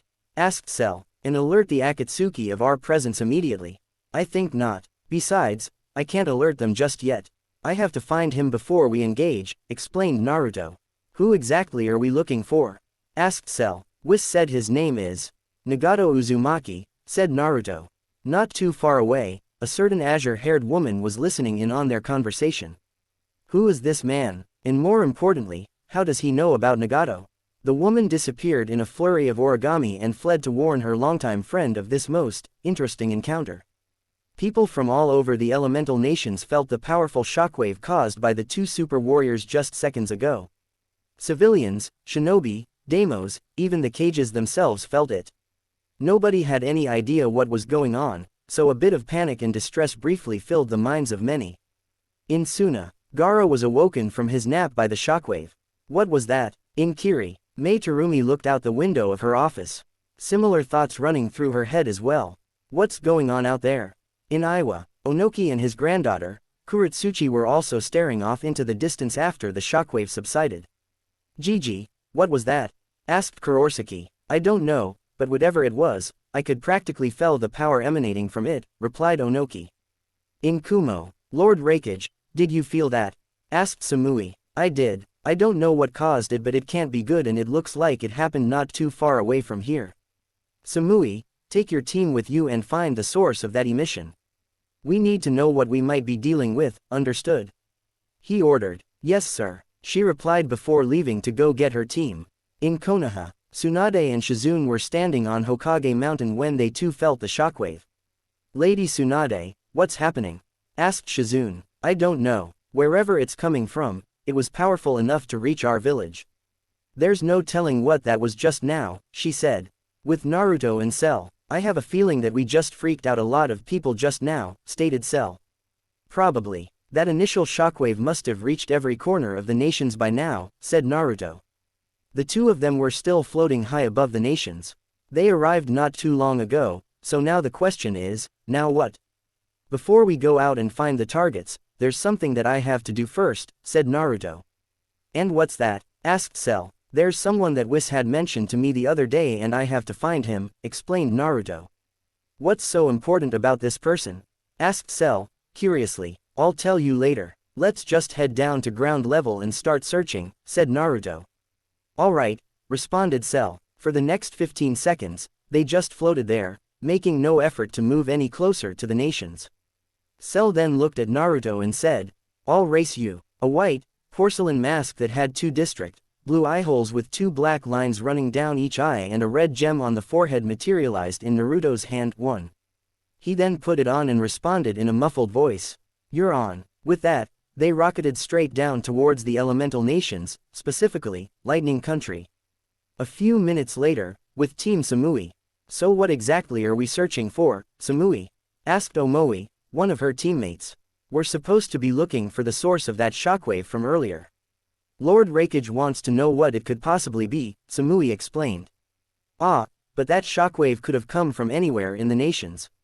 We're basically on a wild goose chase at this point, complained Karui, her other teammate. She does have a point. The source of that shockwave isn't going to just appear out of nowhere, you know, stated Omoi.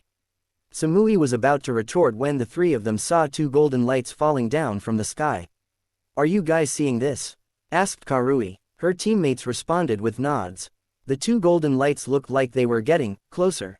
Yep, they were closing in on the ground fast. We should probably take cover right about now, yelled Omoi. Everyone, take cover, yelled Samui. They took behind some nearby rocks right as the two golden lights collided with the ground, causing quite the explosion, sending debris flying in all directions. The three Kumo shinobi slowly got up from their cover and looked over at the crash site of the two golden lights. What was that, Samui? Asked Karui. I don't know, but whatever it is, I think we just found our target. Come on, let's investigate.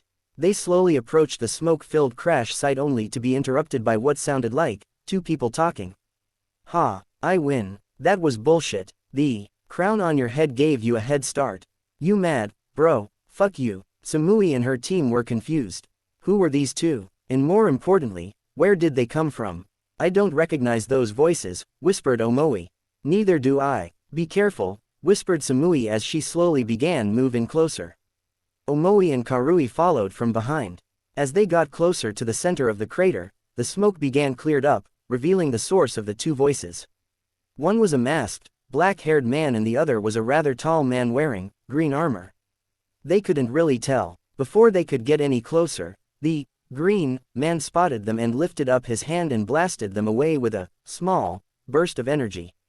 Ah, ah, ah. The three of them were sent flying out of the crater and landed on the ground hard.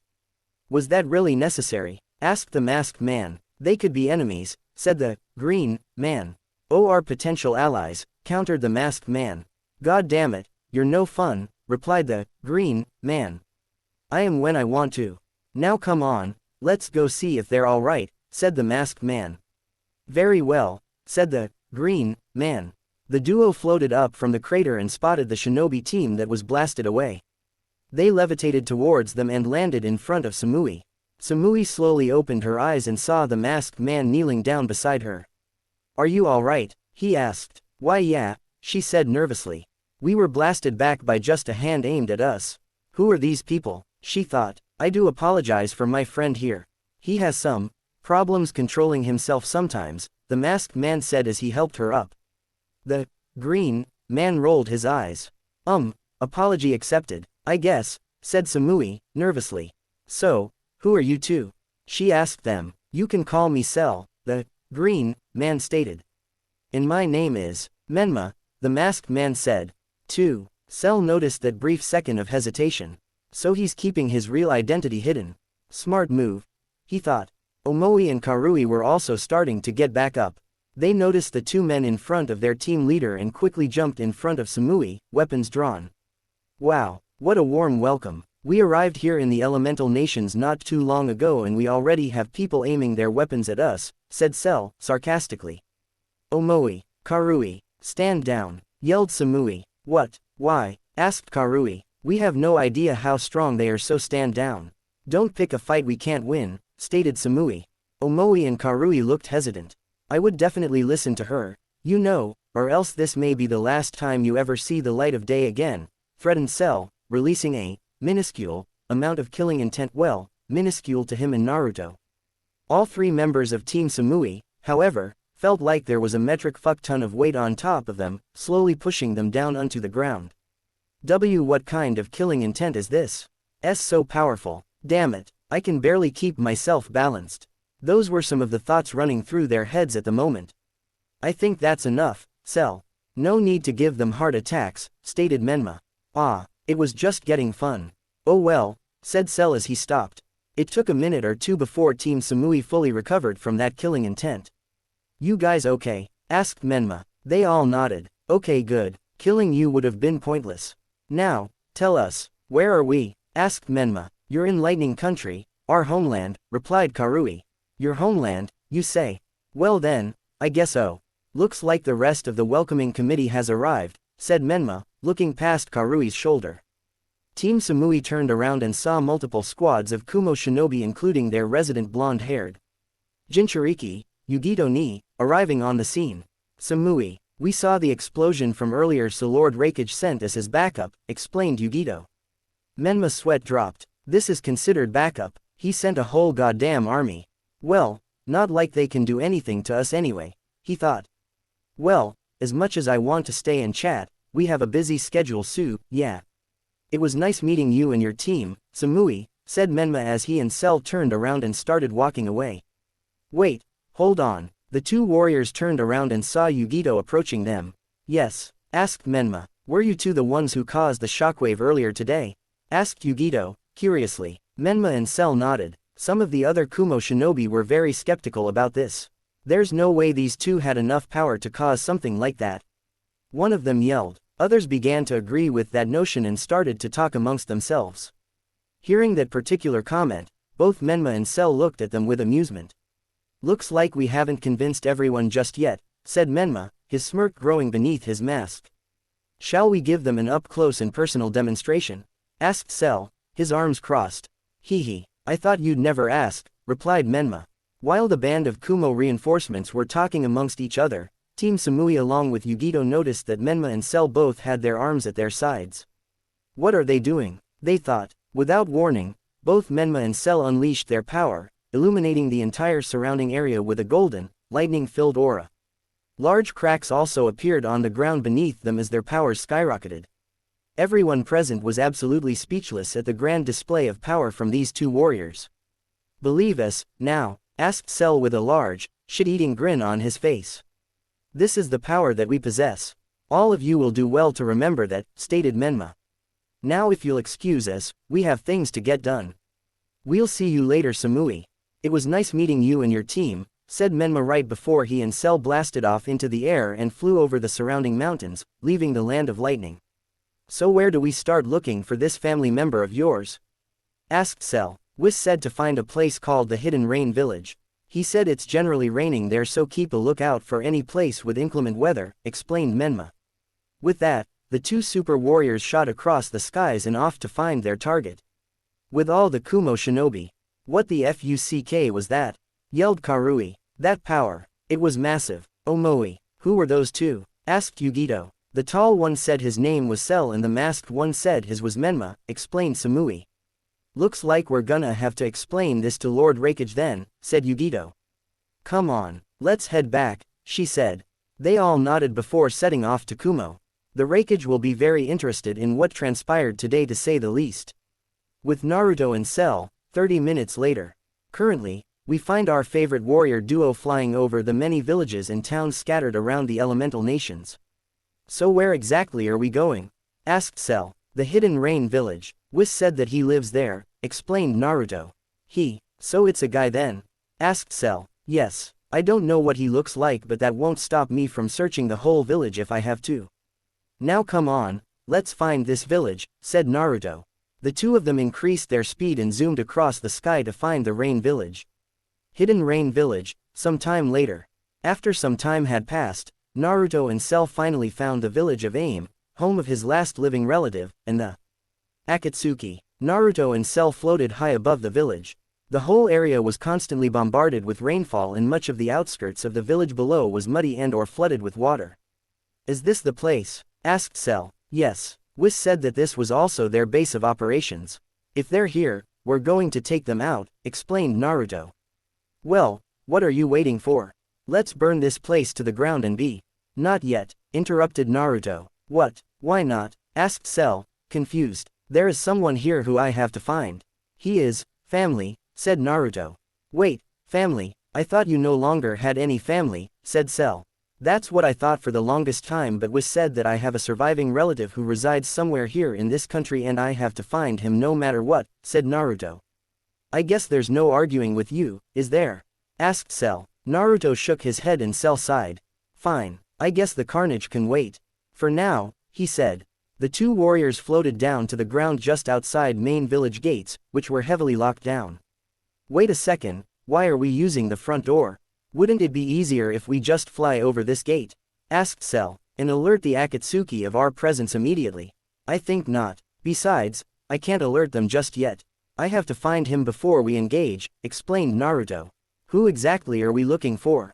Asked Cell. Whis said his name is Nagato Uzumaki, said Naruto. Not too far away, a certain azure-haired woman was listening in on their conversation. Who is this man, and more importantly, how does he know about Nagato? I have to tell him about this. The woman disappeared in a flurry of origami and fled to warn her longtime friend of this most interesting encounter. Nagato's quarters. Nagato. The man in question raised his head up from his bed. What's wrong, Conan? He asked. There's two people outside the village gates looking for you, said Conan. Nagato narrowed his eyes a little. Did you see them? What do they look like? He asked. It was difficult to see them, but I was able to make out the appearance of one of them. He was black-haired man wearing a mask, explained Conan. Madara? Asked Nagato. No, it was a white mask as opposed to orange. There was someone else with him but I couldn't tell through the rain and fog, said Conan. This could be problem. We don't know what their motives could be, said Nagato. Shall I intercept them? Asked Conan. Nagato thought about it for a second before nodding. I'll send the Diva Path with you as backup, said Nagato as he summoned the Diva Path. Conan and Pain left through the door and made their way towards the two uninvited guests outside the village gates, leaving Nagato to his thoughts. How do they know about my existence? Conan and Madara should be the only ones who do. Just who are they? Outside the gates, with Naruto and Cell. Naruto sensed two chakra signatures closing in on them. Even though they were heavily suppressed, Naruto's training allows him to sense even the faintest of chakra and ki in the immediate area. You sense them too? Asked Cell. Yeah, replied Naruto. Naruto and Cell looked to their right and saw an orange-haired man jump down from the top of wall and an azure-haired woman appear in whirlwind of origami paper. What really caught Naruto's eyes were the distinct red clouds decorating their cloaks. Akatsuki. He thought, eyes narrowing behind his mask. And you thought using the front door was a good idea, whispered Cell.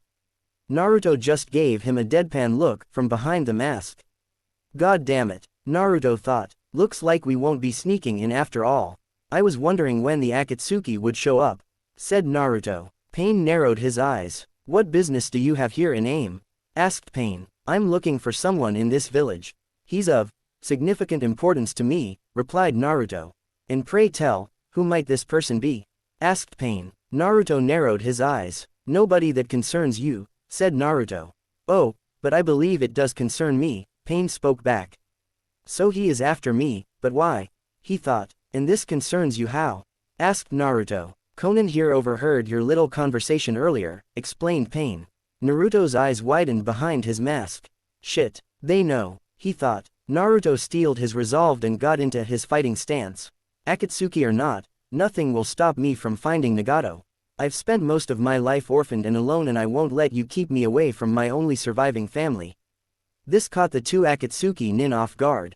Family, they both thought. Pain's eyes widened. Impossible. My family is dead. My sister and her family were killed in the Kyuubi attack. Unless one of them survived. He thought. Did you say family? Asked Pain. I did. What about it? Asked Naruto. Are you saying that Nagato is your family? Asked Conan. Yes, he is. Again, why do you need to know? Asked Naruto, getting suspicious.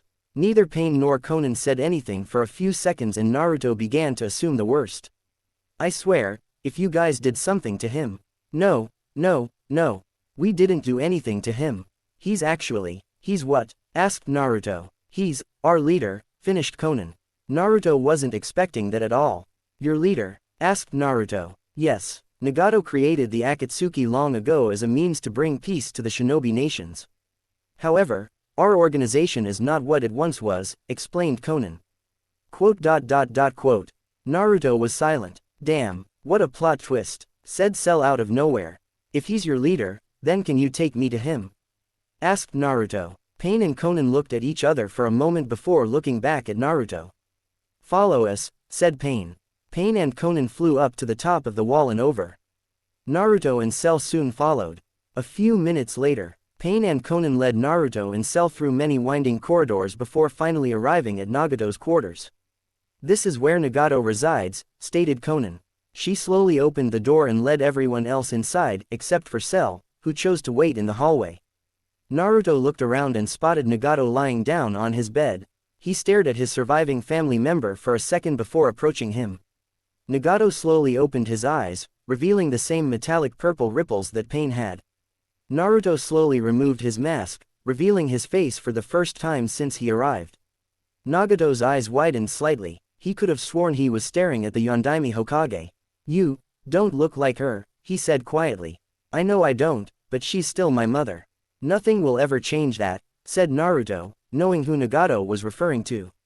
3. Nagato was seething on the inside, knowing that the man responsible for the death of his sister and suffering of his nephew had been manipulating him for years now.